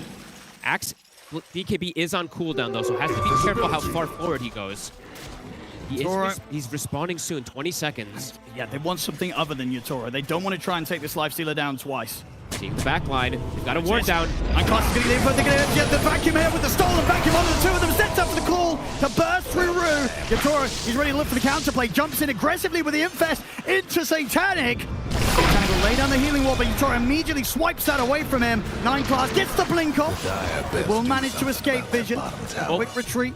Almost 2 kills they're able to grab there. The vacuum catches the two of them, but the quick leap from Mirana ends up protecting him. And an Infest steal now that he does have. So a further save that 9 class can potentially do here in these next upcoming fights. Could come in pretty clutch. It definitely can. Just sort of have that extra sort of health to allow Satanic to maybe live through some sort of jump that Spirit get onto him and buy him time to turn, get the ults off. He's going to have it back up in 10 seconds. It'll put the Jug at, what, from 2k to 3,200 HP. That's a massive amount. And he does need some HP, it does feel like. He can get burst pretty quickly in these fights. Panic. All aggression with his build. Bottom tower's getting the business. It's all right. Ready to make the moves here off the back of Lal. They know Rue's there. They get the catch underneath the tier 2 tower. They'll be able to take him out before the backup arrives, but backup is on the way. Lal flanking. Ready to lead Yatoro into the action. This might catch him off guard here. Infest has already been used. They have got the Omni Slash though from Satanic here, ready for Yatoro. Ducalis thinks he knows this is coming. He actually throws a Distiller in the back line, so he's expecting a wraparound here, it looks like. Save that bottom tower. Forward here, perhaps break the smoke barrel. The dire structures for now. Thinking about committing, but into the triangle, a bit scary without the 5-man. How much longer do they want to stick around here as the Bane's respawning? They're still going to look for more. Dire's mid tower won't last much longer. Yet to die on this axe. Godlike for him, by the way. They've been doing everything he can so far. Dire's stagnated for a slight moment in that earlier stages, but immediately afterwards finds these dream catches. So close on the numbers here. Continuing to keep slightly ahead. Only slight this time, though. I mean, that's the thing. Yatoro's catching up. And I think when the difference is only slight, it does mean that Yatoro is feeling pretty comfortable in this matchup. Ready to start working into that MKB. It's Lifestealer. It's going to be a very difficult one for the Jugs to cut down. As you say, nowadays, with the Aghanims, with the way you can play, with the Infest, it's a lot harder for the Jug to win in this matchup. He's going to sell his phase boots. He's going to have the MK timing. They're going to smoke and look for a fight now on the side of Spirit. Perhaps looking to catch Vision off guard. The damage that's going to be from this Lifestealer, it could just kill the Juggernaut if he's not caught, if he's not going to save it particularly from one of his allies. I mean, 9 class, he still has the Infest, so eyes on 9 class to protect this Jug. And he has to do a lot. Not only just sort of come in with the Infest play, but also try and get one of these big steals in the fight. Sure. Or even stop this Bane, right? Because the Bane, the Fiend's Grip, the Aghanims, it is there. I believe they did see it as well. Swift Blink is picked up. And that's you. Swift Blink on top of the blade form, getting in there, making the clean jump, getting the ults off.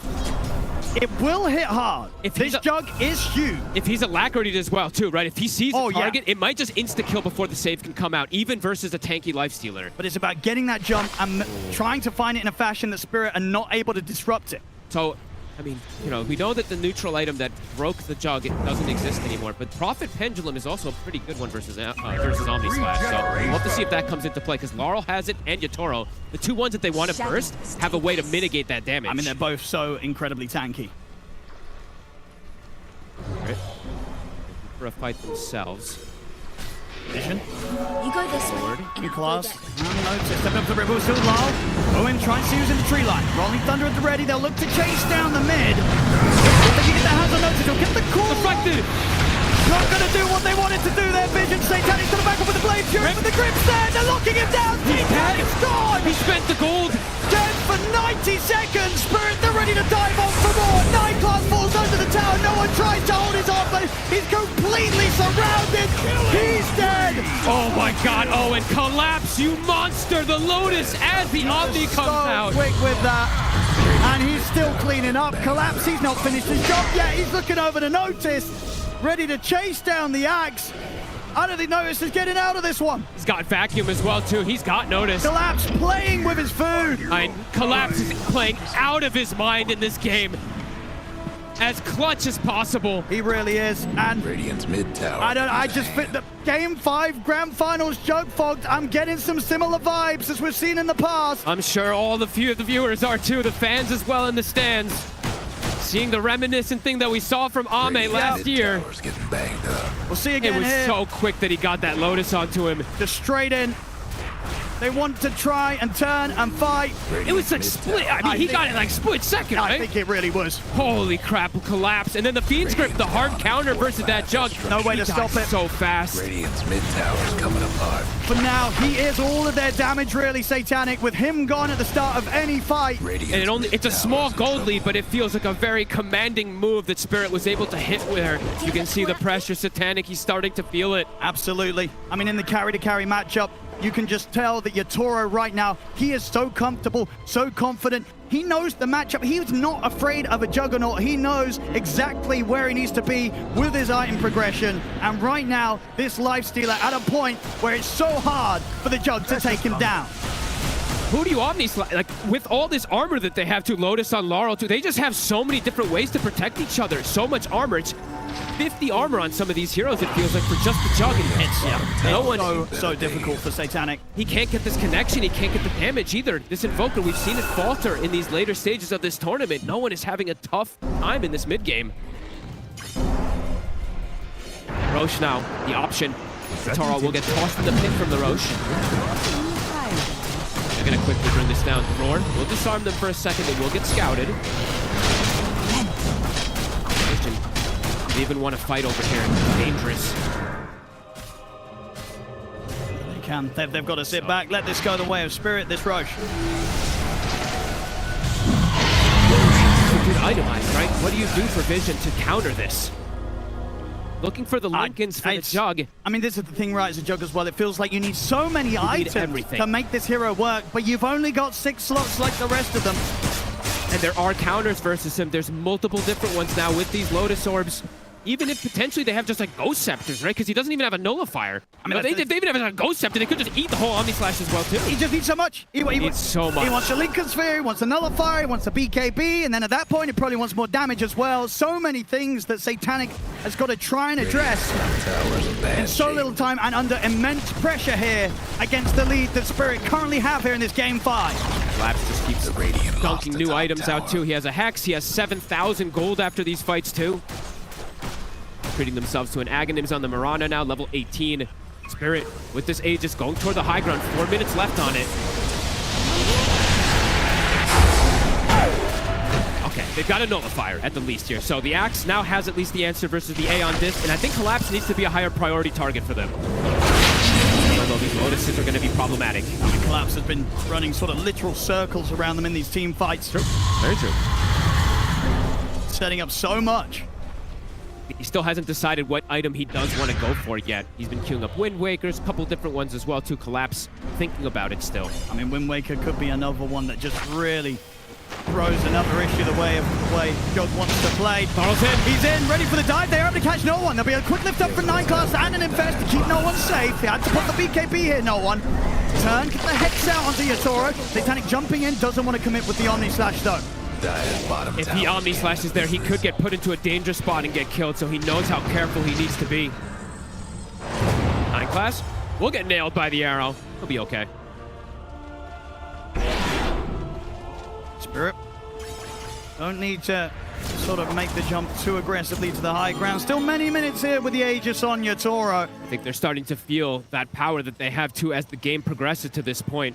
There's much easier ways for them to jump and take these fights. It's very difficult to see how Vision, it's like this 4D chess kind of angle, how they have to execute the fight. They have to get a successful Omni-Slash or the fight's just over. And as we said, there's so many different angles, so many different answers.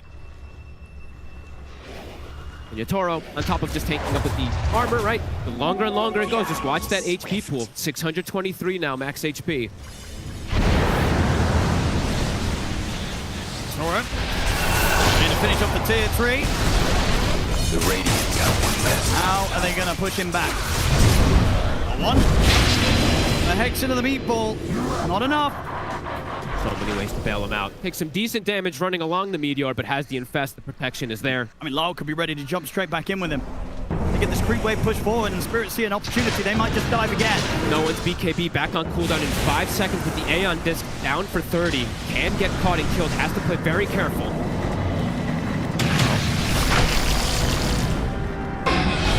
Back onto the barracks, notice. Oh.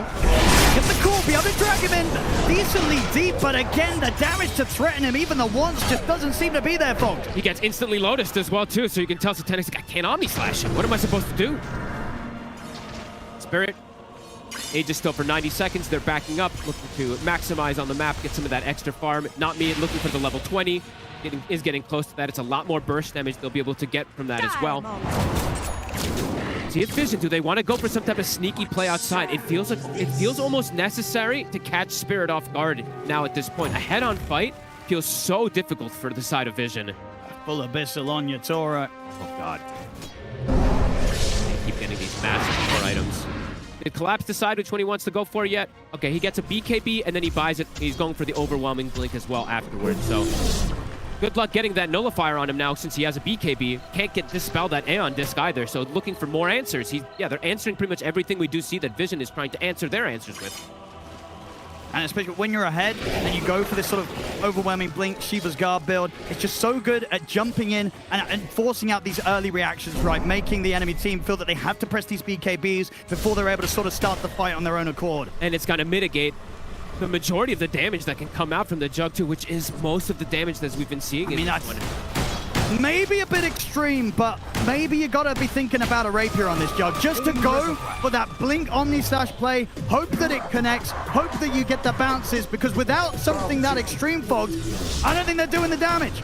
It's gonna be tough for Satanic. If he goes for it, right, that would be the craziest inventory either. The most aggressive inventory I think I'd ever seen if he does go for that type of build, but it might be necessary. I mean, he could be thinking about it. As I say, for the moment being, he has Lincoln's Nullifier, BKB queued up. Another BKB piercing disable. Yatoro, the Abyssal has been picked up. He's starting to disassemble items here. SNY that he had disassembled. Now he has a Casual Yasha. He's going to be selling the Talisman, and he will be going for that crit and amp damage on the bottom side. Roche, still some time until it's going to be respawning. Yeah, they'll play it careful, Spirit. They'll be waiting for the next Roche. The question is, can Team Vision get out and try for a play here in these moments before Roche is back up? They look to try here with the smoke. They have to. They have Wind Waker now, so Ducalis does have a hard save versus the Fiend's Grip as well, too. They don't have to rely on some, clearing the illusions, getting a wild grip as well, too. They do have a way to stop it at least, but he has to be alive for that. Smoke at the moment doesn't look like it's going to connect. Not me. Playing on the front lines here. Level 20's hit. He does have that extra burst damage now. Vision, they're already heading back. Yeah, they're scared. They could not find a chance to make a jump happen here. Noticed is not, though. He's very deep. He's very far forward. He has some vision to play around it here. He's getting pinged immediately, so it does seem like they are aware of his positioning at the moment. Scaling field continues to grow for Spirit. For Vision, it has stagnated how much they are getting increased. Satanic, he's trying to think of what to buy. Pick up the BKB. Feels like he does need that. I don't mind the BKB. The BKB at least allows him to jump in and sort of not have to immediately panic with a Blade Fury or an Omni Slash, right? Should give him a bit of a window to jump in and just get some regular right clicks off and wait out sort of these Lotuses before he goes for the Omni Slash. Still risky, of course. Very likely that there's going to be enough physical damage coming out from Yatoro to sort of tackle him in the 1v1 when they're just right-clicking each other. And they have disables through it too, right? The Abyssal, the Fiend's Grip. I believe the Basher also on Laurel, and he's about to have Abyssal as well too, so multiple different ways if he does go for it. I mean, Vision, they need this to go well. Let's see what they can connect with no one. He has a lot of items, it just hasn't been able, we haven't been able to see that damage that can come out from him because they just have the answers for him, it feels like. Yeah, they have the saves. If Yatoro is able to find any sort of window to get the Rage off, to get the Infest off, feels like the fight's pretty much going to be over. They have to fully combo him down, and it's so difficult. Execution much harder for Vision. Collapse is switched up, by the way. He's still debating which build he wants to go with. Refresher is the next one that he is thinking about. Always a good hero to have it. To level 25 for Laurel. Collapse has hit that 25. And AoE Surge. They can zoom in and out of the fights and closing the gaps versus something like the Invoker, which he hates having. Yatoro, they're gonna go for him. They're gonna try. See if they can take him down for the combo, but there's gonna be the 9-minute bar. work sometimes. V-Script comes out, controlling the axe. Satanic jumps in, he's looking at Yatoro. They'll find the chance to bring down the Life Stealer.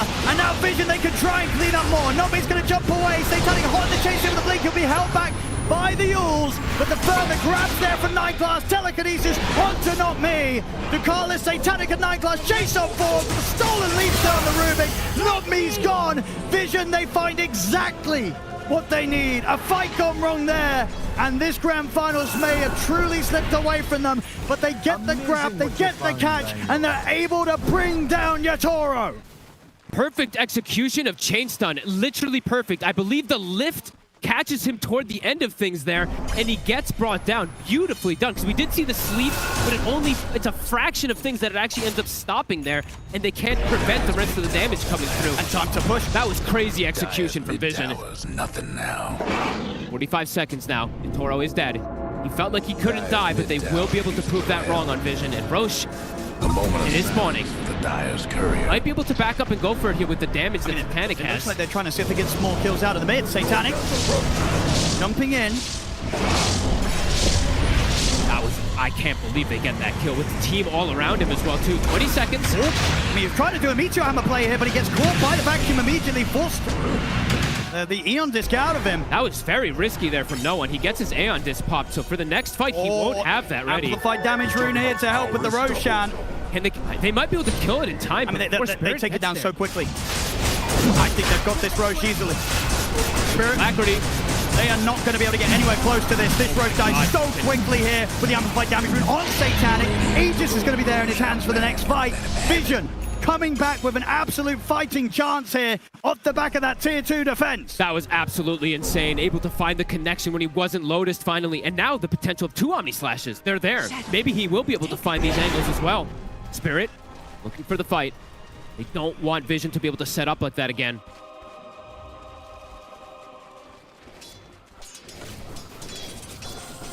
It's longer on the amp damage. Will be going down. Timeless Bauble or the Invoker. Long disables that he can put out here. Bringing in both the mid and the bottom lane here, Vision. Just with that kill, it went from what? DOTA Plus at 83 down to the 58%. So a massive one they were able to swing into here. Having this Aegis now for Satanic. It's got this second life.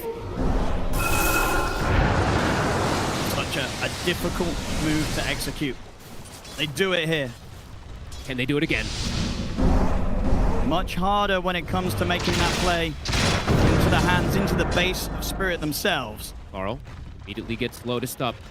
They're anticipating that they're still standing out there. The banner all the way in the back lines for these creeps.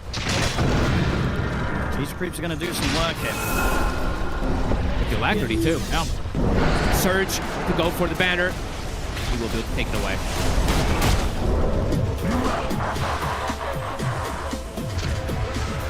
Such a tense game. Team Vision.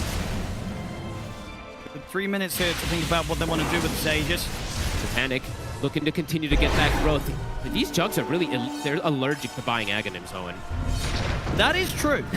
I mean, you're not wrong. Especially when you've kind of already got like 8 items, 8 slots filled. He wants that next one to be able to stand and just right-click versus that Lifestealer and hold him down with the bashes. It makes sense, right? But see if that works. He did go for the Nullifier in between to deal with these Aeon Discs, to deal with some of these other annoying items. Moonlight out from Spirit. Heading out. Trying to sneak forward, collapse. Gets the call. Jump onto him, look at the call. Here comes the damage in with the Omni Slash. Collapse, kind of gone. Didn't have the BKB in his inventory. Spirit, they still want to fight. Yatoro gets in, takes out 9class. Lal with the roll forward, looks towards Satanic. He's got the Blade Fury. They'll turn for no one instead. He's got the angle to keep him controlled, allowing Yatoro to close. Call is there. Notice goes back over the grips there. There's a long notice down. The radial definitely blocks for no one, pushes them back. Satanic caught by the Abyssal. He'll turn, try it outright. The grip, the stolen. But the vacuum comes in and put a stop to it. Number man, Yatoro still falls. And Satanic is ready to go once more. Off the refresh out. Another Omni Slash is being tanked heavily by the illusions. He'll blink out off to the side after it collapsed. Will chase out Notice. No one being focused by Lal. They've taken the Aegis out of his hands here on Satanic. Buyback coming in from both of them. The 3 of them collapse through Yatoro. They want to go for round 2. Satanic will try and Blade Fury and run. Blink's going to cancel. Catch him. Lyle. Blink it's out. Laurel chasing. Oh, Ducalis. Get found in the tree line, but he may have just drawn their attention away long enough to allow Satanic to run. Look at all these buybacks. Stolen grip for a second gets canceled. The secondary Omni Slash, I think, ended up bouncing only onto Pretty the much illusions just onto the there, wall but illusions, but still. Look at the buybacks. Put that extra chaos in the fight where they just weren't able to, even with the buybacks, find an opportunity to lock down Satanic and get that crucial kill. Satanic survives, continues to sit on an absolute mountain of wealth here. 9k gold on the Juggernaut. He has got many options. Are they going to go from here? They might catch him off guard. Hexor, Alacrity, and then to jump forward Satanic. The Dave Big Blast locking him down. The Infest will buy him a bit of safety. The rest of the team's trying to get over to help out. Have the Abyssal to hold back Satanic and run. Collapse. Should be able to be there with his presence to keep Yatoro safe. I mean, they may be even thinking about trying to turn back over towards the Jug. Satanic heals up back to full with the healing wall. God, that was so scary there. If he does have Omni Slash, they can go for the kill, but Yatoro, knowing that they don't, just get that Infest, he does survive, but a risky positioning. I mean, Spirit, that was insane. Are they really going to try and stay on the offensive once they don't have 3 buybacks? It's going to be pretty crazy. 6 minutes here where they have to be so careful. They're seeing, though, that Yatoro isn't as safe as he anticipated that he was from earlier. These jumps from Vision is catching them off guard a couple times here. Catching me off guard, too. Looking for more Wind Waker pickups, but as you said, there is that nullifier that he did pick up. This has seemed like the clutch answer for the side of Vision. Satanic having this one. Now going for this Abyssal. Okay. Can't stand his ground. They're smoking. They're looking for this. They have a win condition. And they really do. Yatoro. If they kill Yatoro, the game's over. Very, very likely so. Without the Lifestealer for 2 minutes, that should be enough time for Team Vision to close this one up. So Yatoro has to be protected here at all costs by Spirit. They cannot let the Lifestealer get caught. Not me. He's foul. We have the most raid boss builds I think I've ever seen on these carries. Look at this. There's both completely 6-slotted. Yeah, Yatoro with what, 5k HP here with the arm that turned on, thanks to the fact that he's picked up the Satanic on top of it. He's just looking to tank up. Has to survive through these calls if he does get caught by the jumps of Notice, which is very likely with how well Notice has been playing. He has been finding these jumps. He has been. And no one can get these connections. This long hex, they will die during it. Eyes on the save, the Bane, the sleeps, the little sleep, the Lotus Orbs could be everything to protect. Spirit. Radiant's mid tower. They're in such a risky position, but this is what we love to see from Spirit. Even when they're in these sort of spots where they don't have buybacks, they are not afraid to take these risks. They know that you have to try for these sort of risky moves if you want to claim the Aegis of Champions. Pretty much even on the net worth here, coming up to 57 minutes here in a Game 5. We were asking who's going to think that they have that greater late game. I think we're seeing that both of them have that great late game. Not really clearly seeing an advantage for either one at this point. Yeah, all about the play right now. All about the play, all about the catch. Eyes on Noticed. Both teams have the tools. Yeah, okay, I do see the BKB getting swapped back in, so Collapse not able to play with the Refresher Shard in his inventory. Absolutely necessary. He needs to be able to protect the nullifier. They're going to get a catch on the walls here outside of the base. He's got by. I mean, Spirit, they're going to try running into this. They're looking at Satanic. Yatoro's going to jump in aggressive over towards him here with the Infest. The wall gets dropped down into the Abyssal. They lock down Satanic. He's going to save for now. Can he turn? Abyssal drops down, but he will fall. Spirit on the aggressive here. Notice. Despite the fact they don't have the buybacks, they're ready to turn and fight. They look towards Notice. The BKB only going to buy moments here before they inevitably bring him down. Yatoro knows it. He's like, if they don't jump me, I'm going to kill every single one of them. So Laurel, he buys back immediately. Back the other way we go. Again, just doing this in this situation, this is absolutely peak Team Spirit here in the grand finals coming up to 60 minutes in. They never play scared. Never. They never play scared. And now they're in a spot where, despite the fact that their buybacks are on quarter, they might just be able to force these crucial buybacks out from Vision. No one has a full refresher picked up here for the move. Good. How much damage he can do on the hold? Tomorrow. And when do the buybacks come out? Do the buybacks come out? What's the move here from Vision? Radiant's mid tower's getting Tomorrow playing it safe, going for the push here. Do you buy back or do you let these 2 sets of racks go? Because you still have a tier 2 down on the bottom lane. Do you just stack the 2 sets of racks? I think you might. Unless they overextend on the side of Spirit, you see a position where you can go for this kill on this lifesteal, you might wait. See how much Team Spirit try and push for. They'll take the mid-racks and indeed they'll move over towards the top. 20 seconds now at this point. You do not want to buy back. The Hex will come out. He's got saves. I mean, yes, it's a tough call to make here, but it feels like the lesser of the evils really here for Team Vision. They have to hold back on the buyback. They don't actually end up losing the full set top, so a little bit of a bonus for them there in that sense. But overall, Spirit strike back, able to do heavy damage here, taking out the full set mid, taking out the range racks top. But at the least for Team Vision, they don't have those big buybacks forced out. They keep their cool. 2 minutes left till Spirit has their buybacks back at the ready. Spamming the Moonlight Shadow for positioning. Seeing the pickup here from Noticed, I love this. This could be a game-winning refresher. If he gets a double call, trying to find Yotoro on the angle, could be everything for the team. They can follow up. There is going to be saves. We are seeing the Wind Waker now picked up for not me. It does have that potential to also get the save, even if there is a nullifier, since it's going to be a raged lifestealer. So there's a lot of layers in these team fights to look out for. Satanic wants the Moon Shard, wants the bots to be able to play on the map, and yeah, still not the Aghanim. Not the Aghanims. They hate it. They don't like it. Nope, they hate it. Don't know why, but they hate it. It is a short Omni Slash, of course, so maybe he's just feeling like it's not going to make the difference anyway.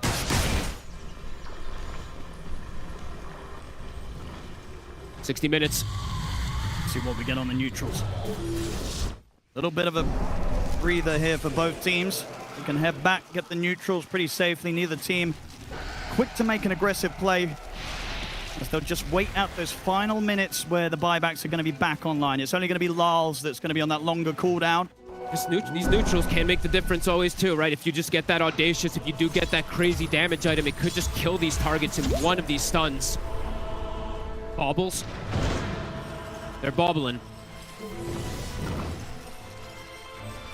Collapse was hanging on to the greedy tier 3 for a very long time there. He had the bauble at the ready. He picks up the first bauble, so he'll be able to bauble secondary one, which is upgraded immediately at that 60 minutes. Yotoro, he gets the Deso. Oh, he's going to be hitting hard. And look at his HP, Owen. He gets the evolved one as well, too. So he's 6,000 HP, 40 armor that they need, 46 armor they need to get through. And with the Stygian, he might just be... I mean, how does this sort of go? If these two get in a situation where they're... What do we got? Oh, no, I think he's just going to probably bobble again on the Juggernaut with maybe Audacious bubble. I think Audacious is going to feel pretty nice, right? Yeah, could be the case. A lot of attack speed, a lot of magic attack damage. That really boosts up your output. Okay, Spirit. Looking to hit again. Buybacks are coming back up for them. They have Yotoros at the ready. Actually switch it so he goes for the Rift Shadow Prism on Satanic. Okay. They're able to push out a little bit with those illusions, maybe able to play into the heads of Spirit, try and catch them out, bait them out. That is what a lot of these players do. I mean, Yotoro and Satanic, the most notorious ones for doing these Manta and Illusion plays to bait things. Smoke on smoke action. Will they fall for these plays from Satanic? Roche is up. Not me. Pushing out the waves with his arrow, with his Starstorm. Both teams pretty much getting the buybacks back online. Book of the Dead scouting a lot. It's an illusion, so the bait, the Rift Shadow Prism, falls for it once.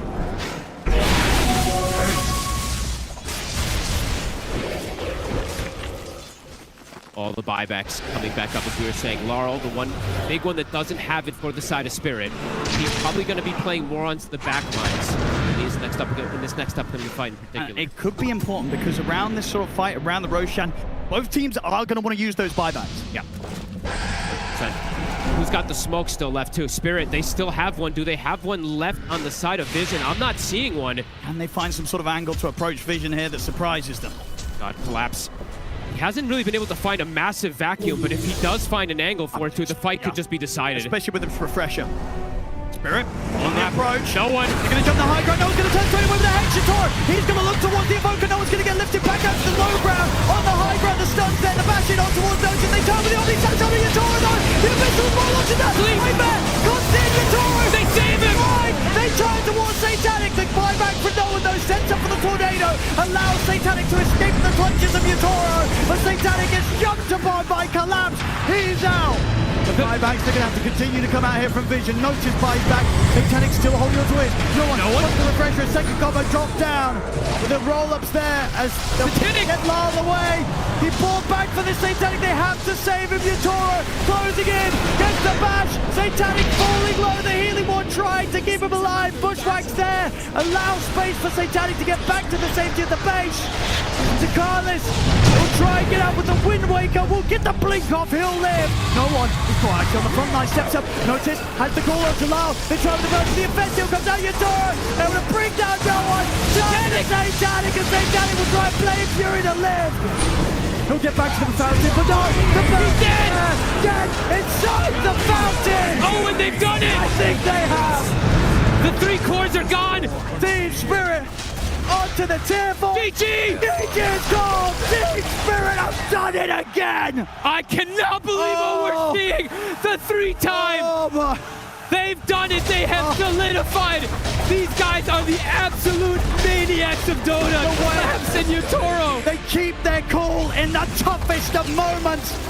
These grand finals, it is where they absolutely revel in the action, Team Spirit. Oh my God, what an unbelievable series. Not me, his first TI appearance, and he wins it.